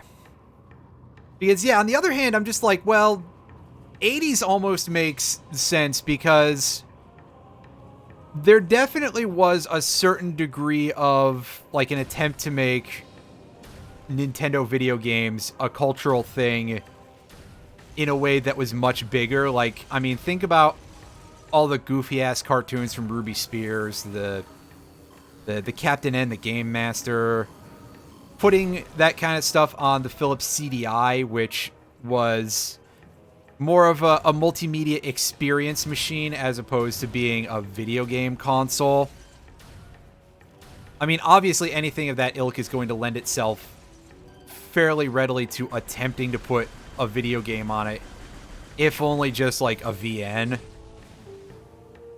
Because, hey, geeks really do love a certain center of things, right?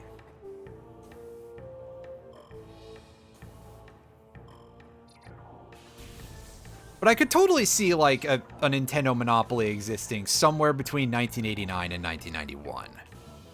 I guess is what I'm trying to say. Maybe closer to the latter part of that. By which point you could very definitely have Kirby. You could it would be probably be an American product, so you could have Star Tropics. Fuck.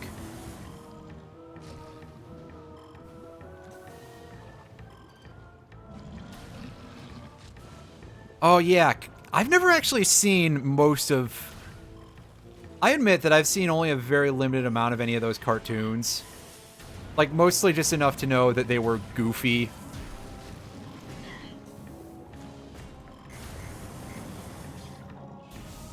You know, I think we've all seen stuff like the Ruby Spears Mega Man. You know, Proto Man trying to shoot the Abraham Lincoln statue, and Mega Man taking the shot for President Lincoln. Or Pharaoh Man just decking Mega Man in the face. I'm actually kind of surprised by that in a way, because as much as I know that, like, obviously it's a big part of a lot of people's childhoods, I kind of feel like it has acquired a certain reputation for being incredibly cringe over the years. Kind of like pretty much every 3D Sonic game that doesn't have the word adventure in its title.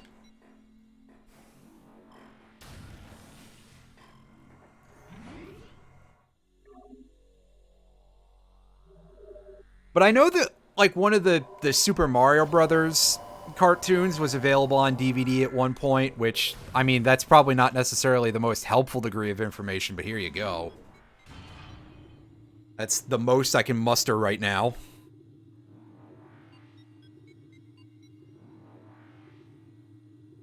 That's the most I can muster, and maybe eventually I'll be able to catch up.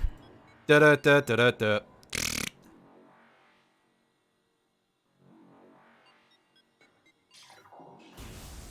Oh, wrong way.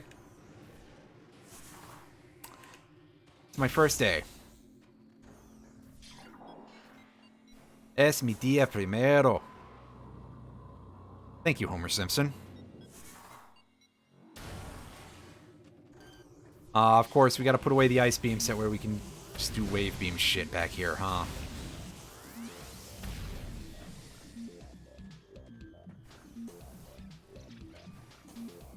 Alright, we're out here in Frozen Pike. We are in the back recesses of the Phendrana area. You can see where we connect back to the research lab. If we take that little doorway, we can go back in there now. There's no reason for us to, but we can.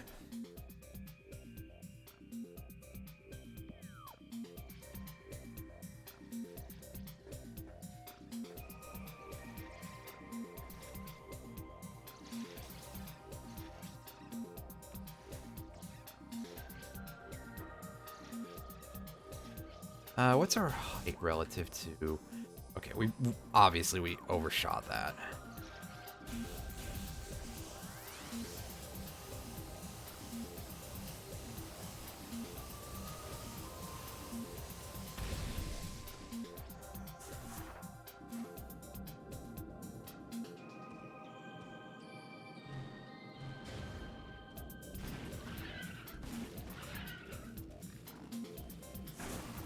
Oh, hey, guys. Oh, they're gone. That's alright, it's just regular scarabs. It's not like ice scarabs. Oh. I hear a Metroid. There's also a glider in here. That's a very interesting enemy. This is a Hunter Metroid. This is kind of the same enemy as the Talon Metroids, except they can grapple you with a tentacle. And just like the Talon Metroids, which, by the way, those things are easy pickings now that we have the Ice Beam. It's one Ice Beam, one missile, and they're down.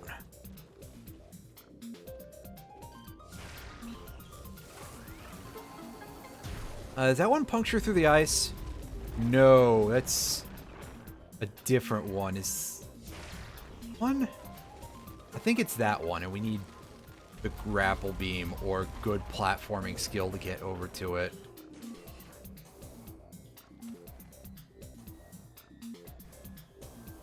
What's in this room? Save point. Probably not necessary, but we'll take it anyway. Yeah, because we literally just saved in Magmore Caverns. What the fuck am I doing? This game can be very generous with save points in certain areas, which I guess makes up for the fact that we're going to hit a place not too far down the line where we're going to truly encounter a dearth of anything nice. And we're going to be in for one hell of a messy bit of progression. It's a thing that kicks my ass on normal difficulty, and we're on hard, so it might be a place where we wipe a couple times. But we'll get there when we get there.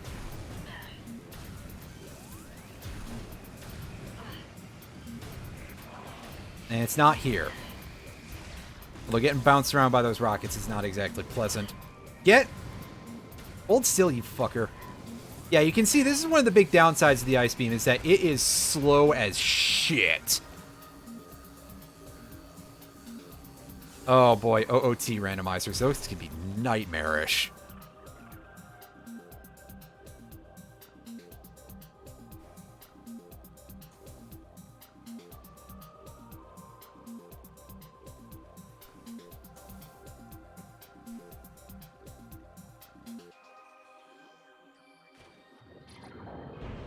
Oh yeah, remember to scan the gel zap first.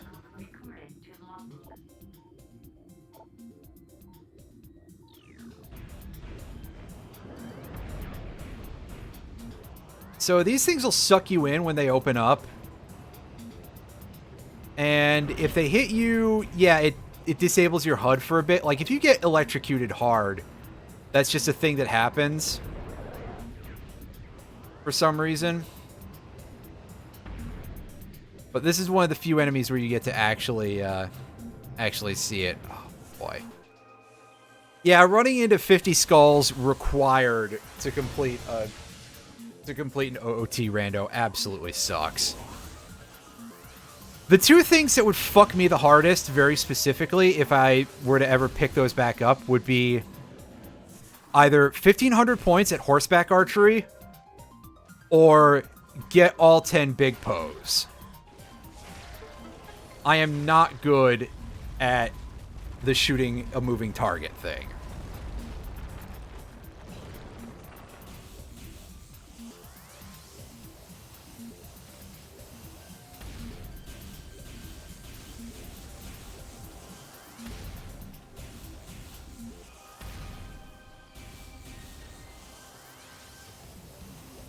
I mean, there's plenty of stuff in that game that I'm not great at, but that is absolutely my biggest weakness, is that.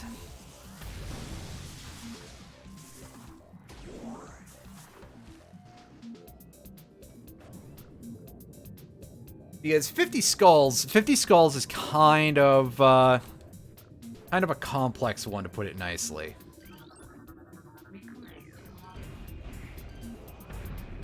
Right, this is the room we want to be in, I believe. Yeah, the gravity chamber. And it's all underwater. And don't get too close to the aqua. Get off of me. Oh no, there's a gel zap hanging out in the middle of it. That's why my HUD disappeared. I thought for a second that they killed your HUD too, but that also explains why I was getting magnetized, so.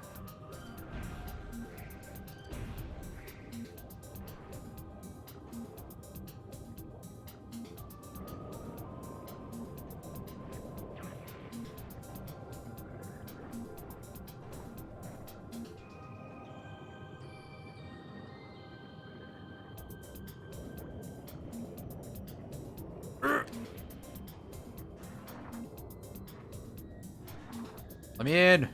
Let me in! Am I gonna have to actually shoot this fucker?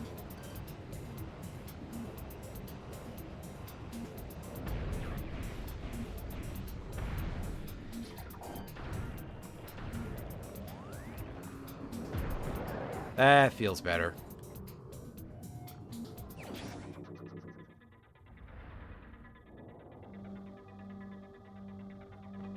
Yeah, if it was hookshot and it was not using like progressive upgrades, that would have been absolute balls.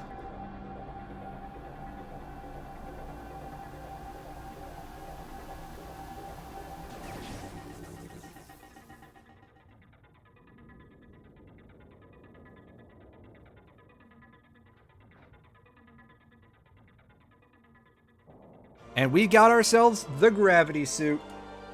What a great item. Movement in liquid environments is no longer hindered. Hell yes. That is fantastic. Also, it increases our underwater vision, which, I admit, I don't know how to feel about that. Of, like, having the game just be like, hey, yeah, we're gonna make your visibility underwater trash until you are able to get the gravity suit or just get an upgrade that helps with that at all. Like, that seems kind of not good, in my opinion. But maybe it's fine. Maybe it's fine. Turn off it. I can't blame him, you know? That just seems a little bit not necessary for one's life.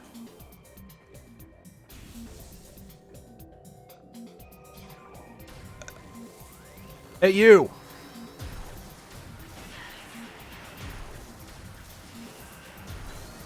Ah, I see. They're not susceptible to being frozen. Boo!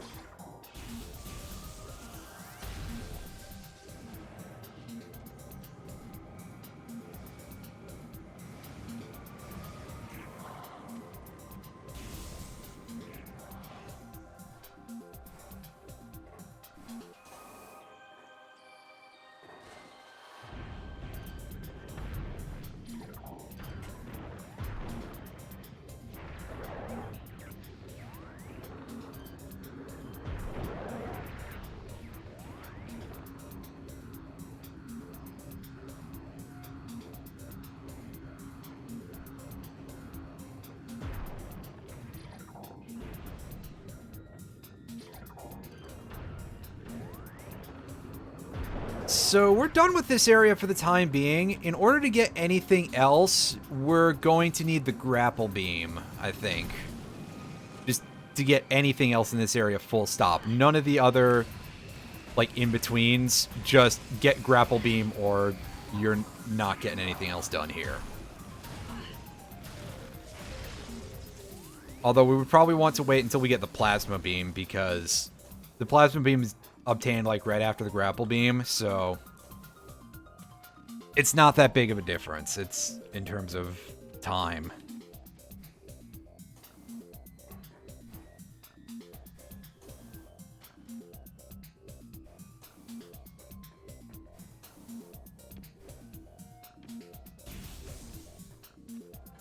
Oh, this isn't. That place sucks.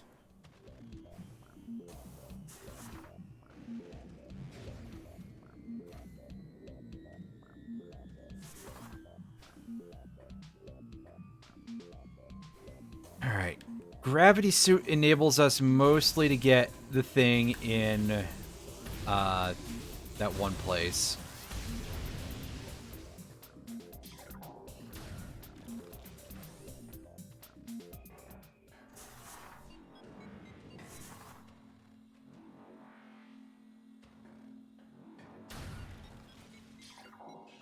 Let's go back to Magmore. I think the quickest path is going to be to get to the ship is going to be through the Talon overworld. So that's what I'm doing here.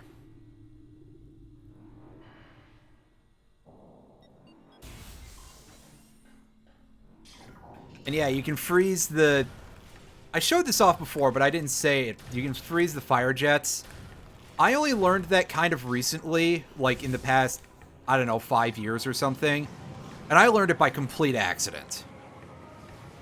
Like, I hit one instead of hitting my target, and it froze, and I was like, oh, that's actually really cool.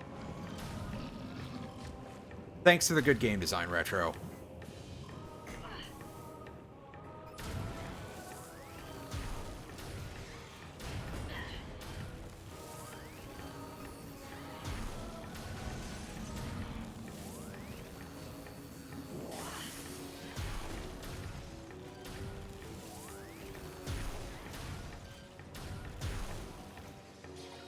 Yeah, exactly.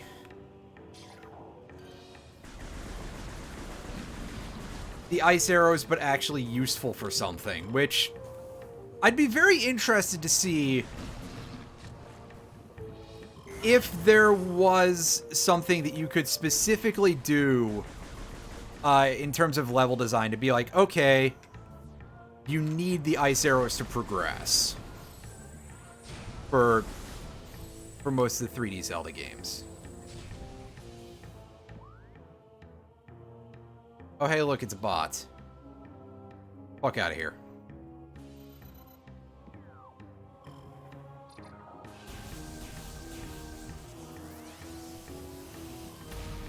It's like the 4 exposure thing. Why do you need to work... Why does somebody, you know, need you to work for exposure if they were able to find you in the first place? In that case, you're plenty fucking exposed.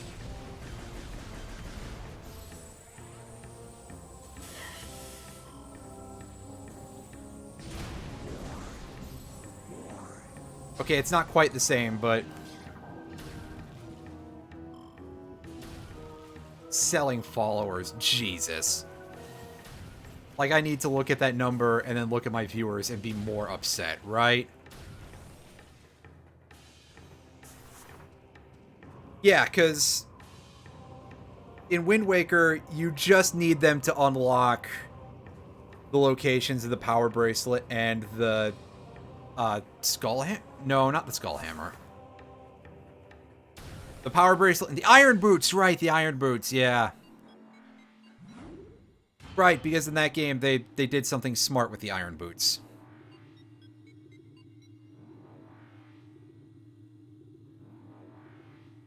But, like, specifically for OOT, I guess, if there's anything that is specifically affected in a certain way by the ice arrows, because, like, the monsters don't freeze into a cube that is usable as, like, a platform.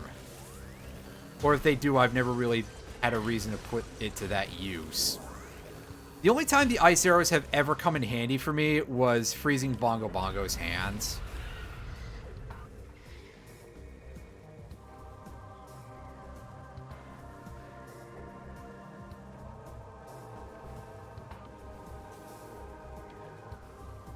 You know, our good friend Bingo Bango Bongo being one of the funniest bosses in the game and actually being affected by ice arrows.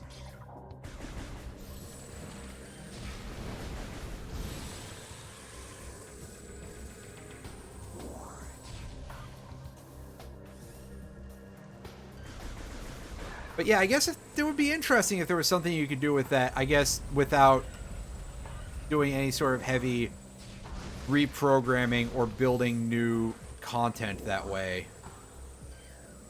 Okay, wait, I know a couple of things we can do now that we have the gravity suit over in Chozo Ruins.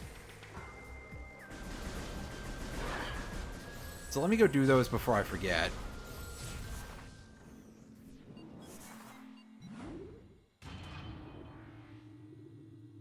Although now that I go there, Chozo Ruins is going to be absolutely infested with ghosts, I'm pretty sure.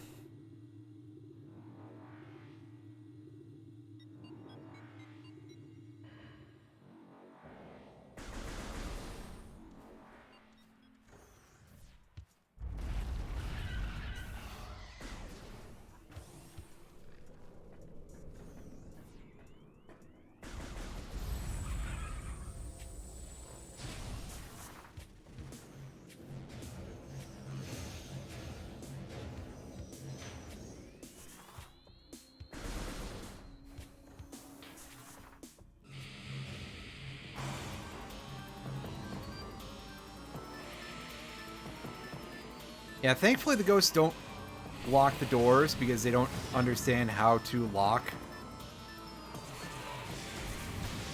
However, they can still be kind of annoying by interfering with your beam capabilities a little bit. However, we're just going to be avoiding them from here on until, like, one other required Chozo Ghost fight.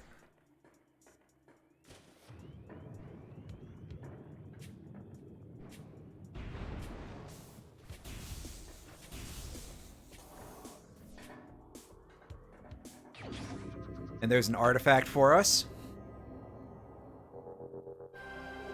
This is our, like, 5th, 6th, I forget. The Artifact of Life Giver, number 5. Obviously, those numbers are just in relation to the other artifacts, not... That's not telling us how many we have. But in this case, it was literally our 5th. We actually got 4 and 5 in order. 3 we legitimately cannot get right now. We need the Plasma Beam for that. I don't understand the ordering on these things, really, but... I don't work for Retro, so,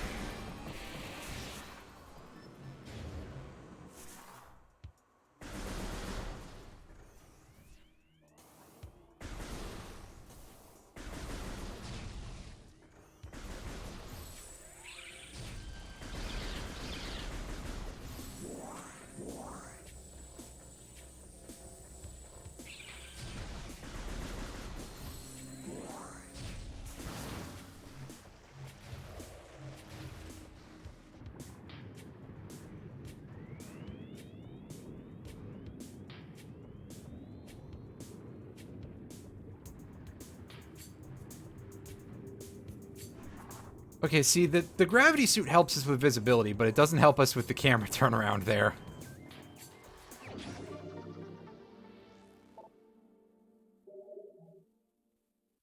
So now we go back to the main Chozo Temple area with the bowling man statue.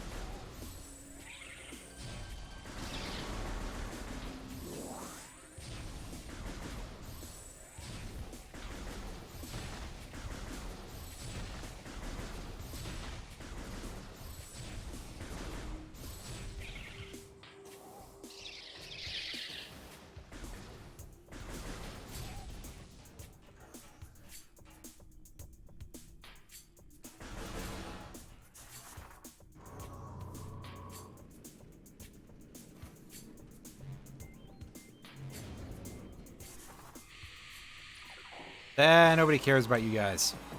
Besides, I actually have to fight them in the bowling temple. As you see, they shut off the little light inside the statue's hand, which means that you cannot activate it by inserting orb. Oh, okay, so they aren't technically counted as spawned in yet. Alright, game, sure. Whatever you say.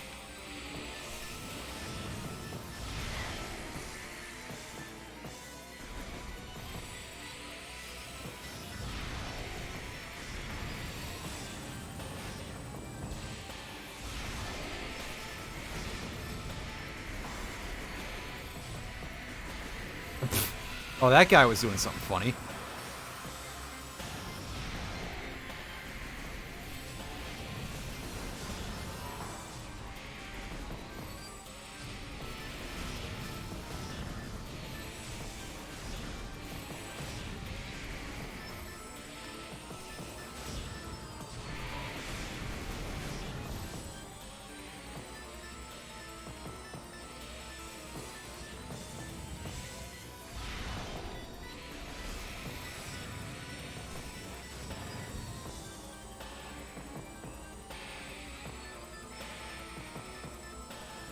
Yeah, speaking of which, they seem to just be having a bit of a bad time right now.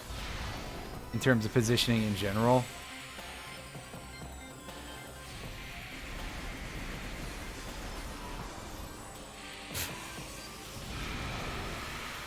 The behavior on the Chozo Ghost definitely seems to be a little bit fuckier in the remaster. And that's like the closest thing I've noticed to any sort of like possible reduction in quality between this and the GameCube version. And it is kind of minor, to be honest with you. Like, oh no, the ghosts are acting weird.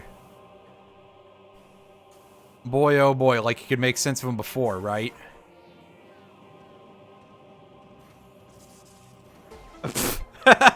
Okay, I don't know how that works, but okay.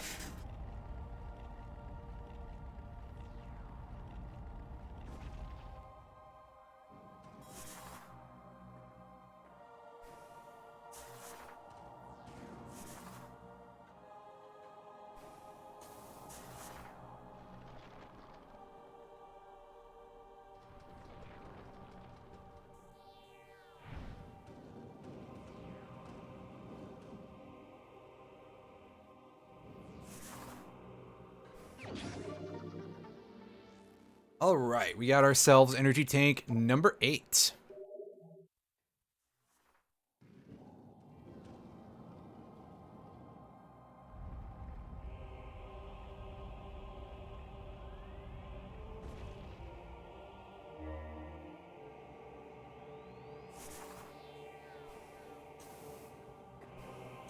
Let's go over here and let's grab ourselves a missile refill.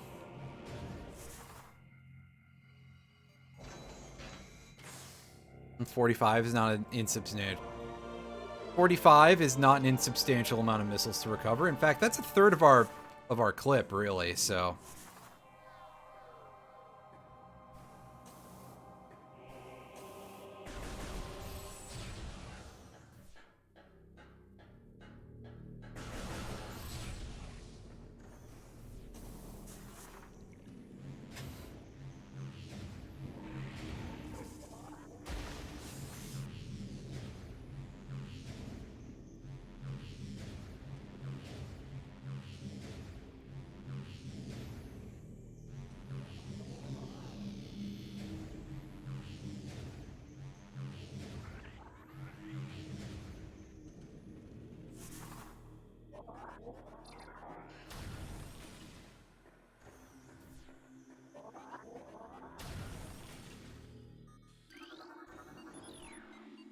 We're going to go ahead and we're going to look at this elevator just so I can show you that it's not useful.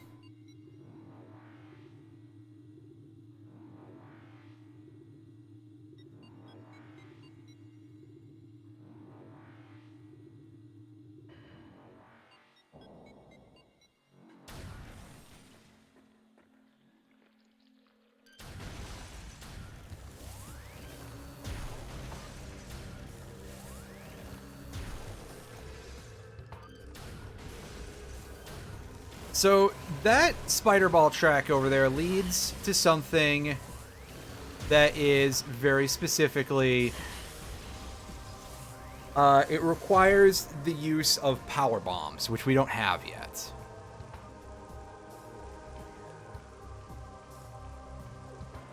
And as you can see, we are blocked from going back down. There's a spinner downstairs that we can use. So really, this elevator is kind of useless.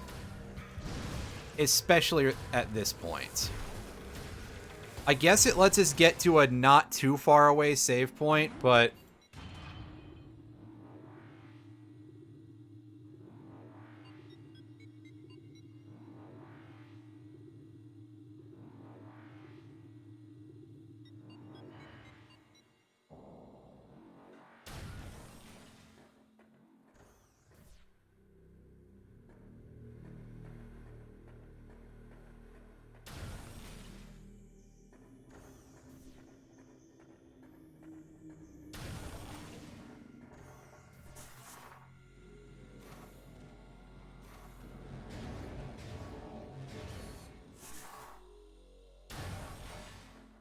Alright, now here we go. We're going back to overlooking the crashed ship. And we're going to go ahead and do that.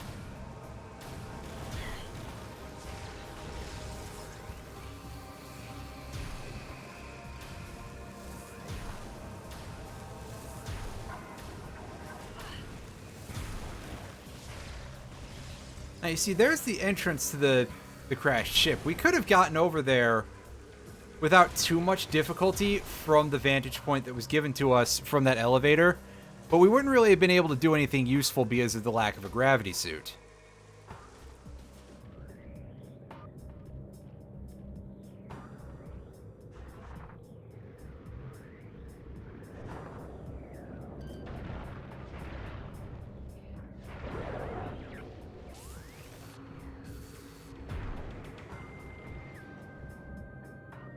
Where is that missile pack? And yeah, it is all this for a missile packet. I know it's not a big reward, but you know what? We are going for 100%, so yeah, it's still a thing. I think technically if you don't have the gravity suit, but you have the grapple beam, which again would be a thing that would exist in a randomizer, you can swing to a pretty good place to get to that thing without having to do any weird acrobatics other than using the grapple beam. But that's it.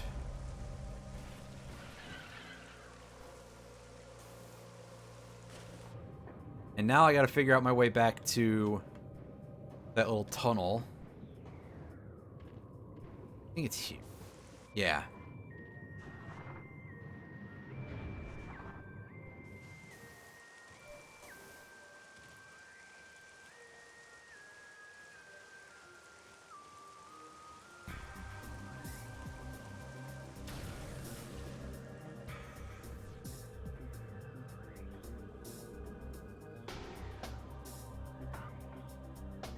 Alright. Now, I tend to not be a big fan of the wrecked ship area, and I think a lot of other people would agree on that sentiment.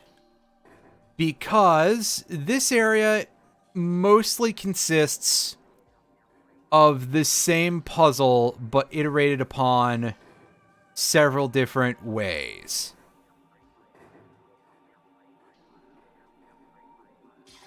And to be honest with you, I use the term puzzle maybe a little bit loosely, because the thing that you do here, in order to make progress most of the time, is to find power conduits hidden in the wall.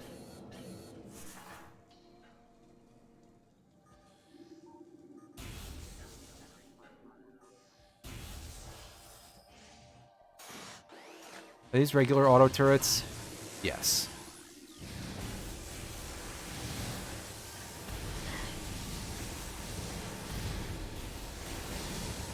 Yeah, see, there you go. You can see the wild firing pattern when you kill them with a charged thing. And yeah, that was absolutely, like, probably the worst way that we could have gone about that. But still.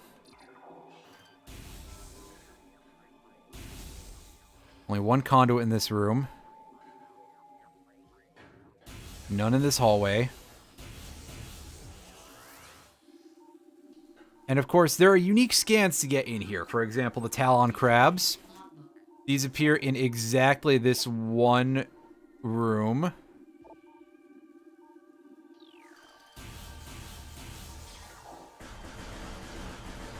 And again, it's kind of like any of the parasite or anything like that. It's just that they're goofy little crabs.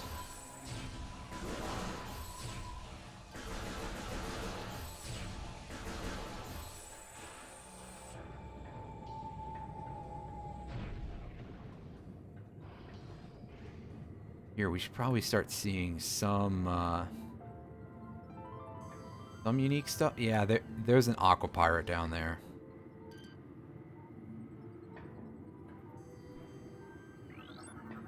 Which, again, that's just the same thing as a regular flying pirate underwater.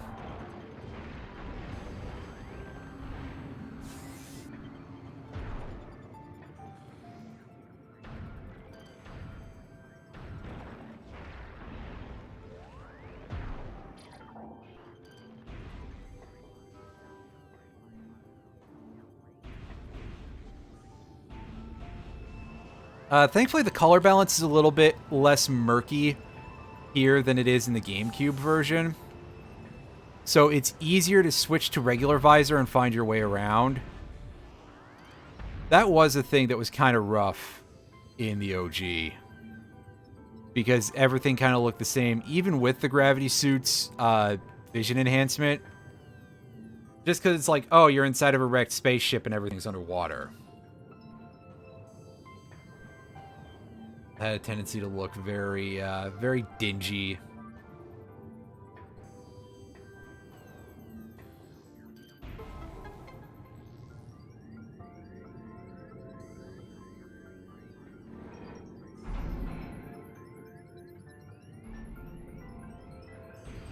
Oh, hey, there's a save point right here in the middle of the ship. Well, I'll gladly take the health.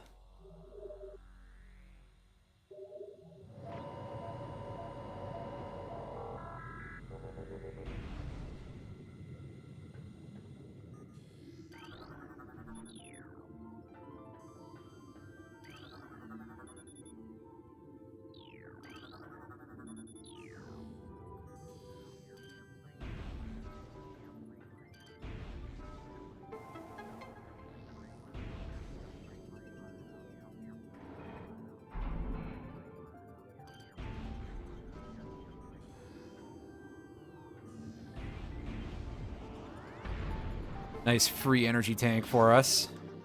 Again, we gladly accept any of those that we can get our hands on.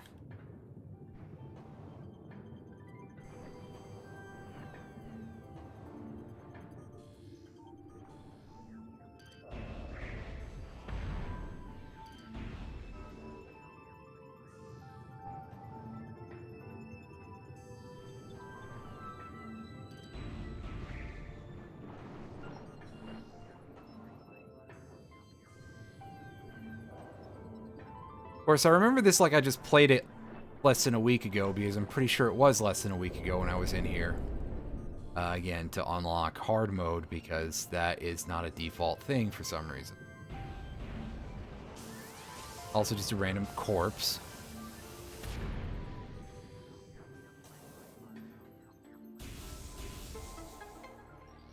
And it opens up our door for us.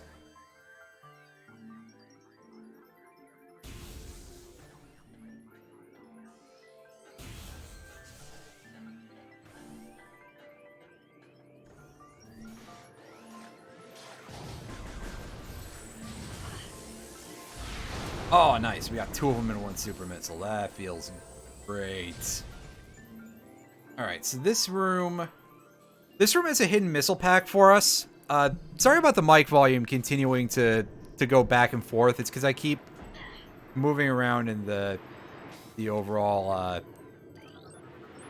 position relative to the microphone here, because, you know, chair and everything, and trying to stay comfortable.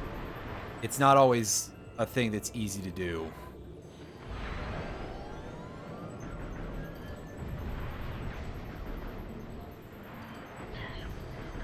This, of course, is the infamous room where you can miss things. Also, well, so much for needing to scan for which locker had the hidden missile pack in it, because we just blew it up with the explosion from our super missile there.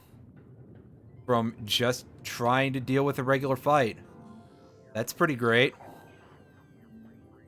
Anything to make our lives easier.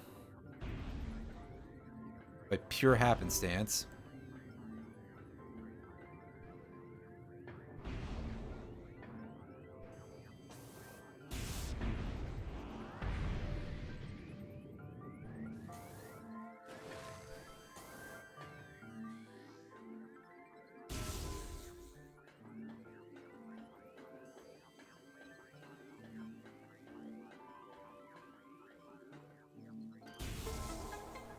Yep, only 3 in this room.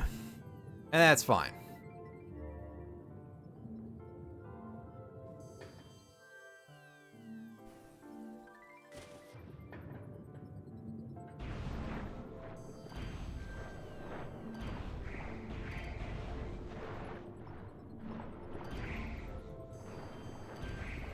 A little access tunnel here with nothing going on. Gonna be a nice big room full of a lot of what's to get.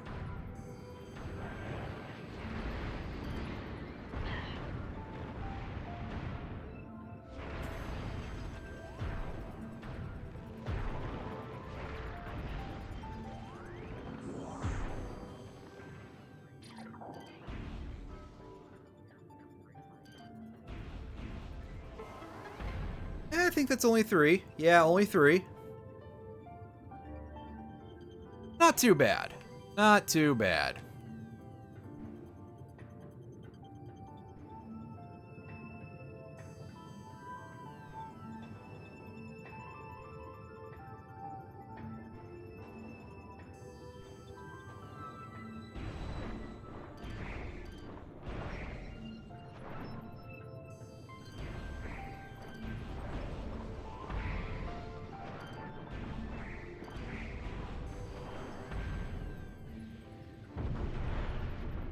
Okay, yeah, this is the room that is like the only place where you see the aqua sacks.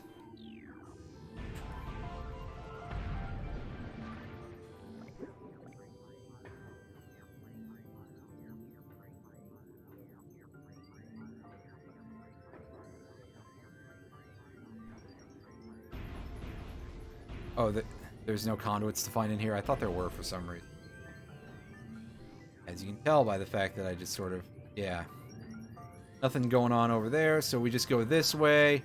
Ah, right, this is the location of this thing.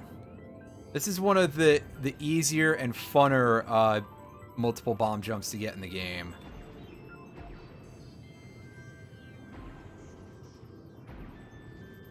Because you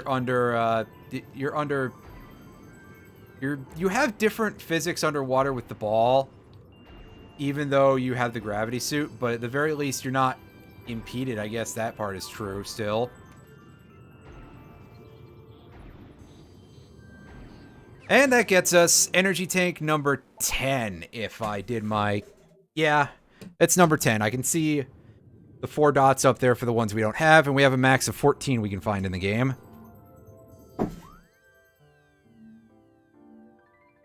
Ah, chair noises. And plenty of them.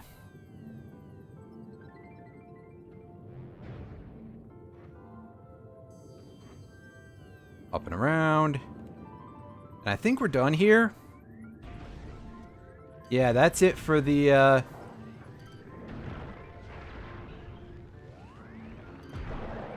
That's it for this section, for the underwater shipwreck.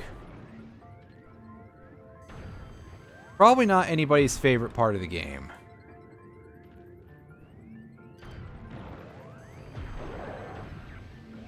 Also not anybody's favorite part of the game, getting confused by extremely simple room setup.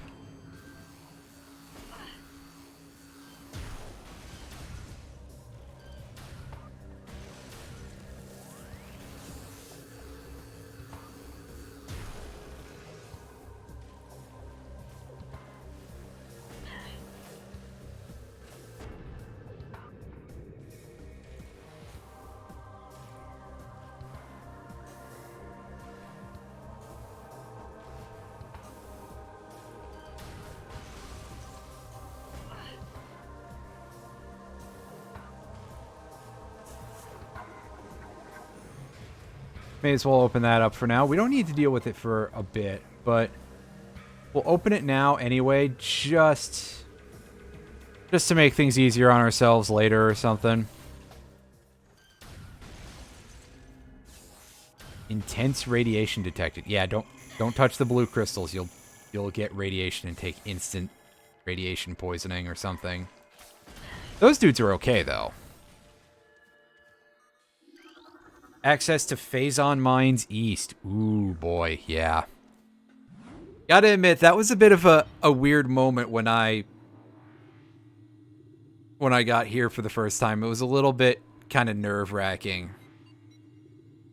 And then I actually played the section that they put in front of me. Oh, boy. It's gonna be brutal, but we're not gonna deal with it all tonight. We're coming in here. We're gonna find ourselves a save point.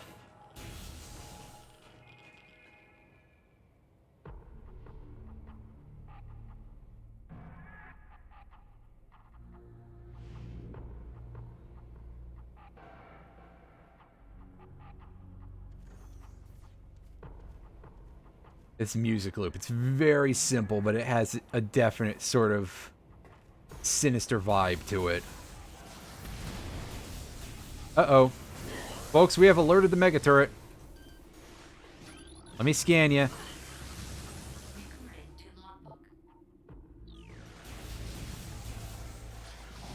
Yeah, they are significantly tougher than regular turrets. I think they still go down to a single super missile, though, even on hard. Yes. Thank goodness. So at least we got that going for us. But for now, we're coming in here. We scan this thing to be able to access the save station. Do I want to save? Yes, I do. Absolutely, I want to save.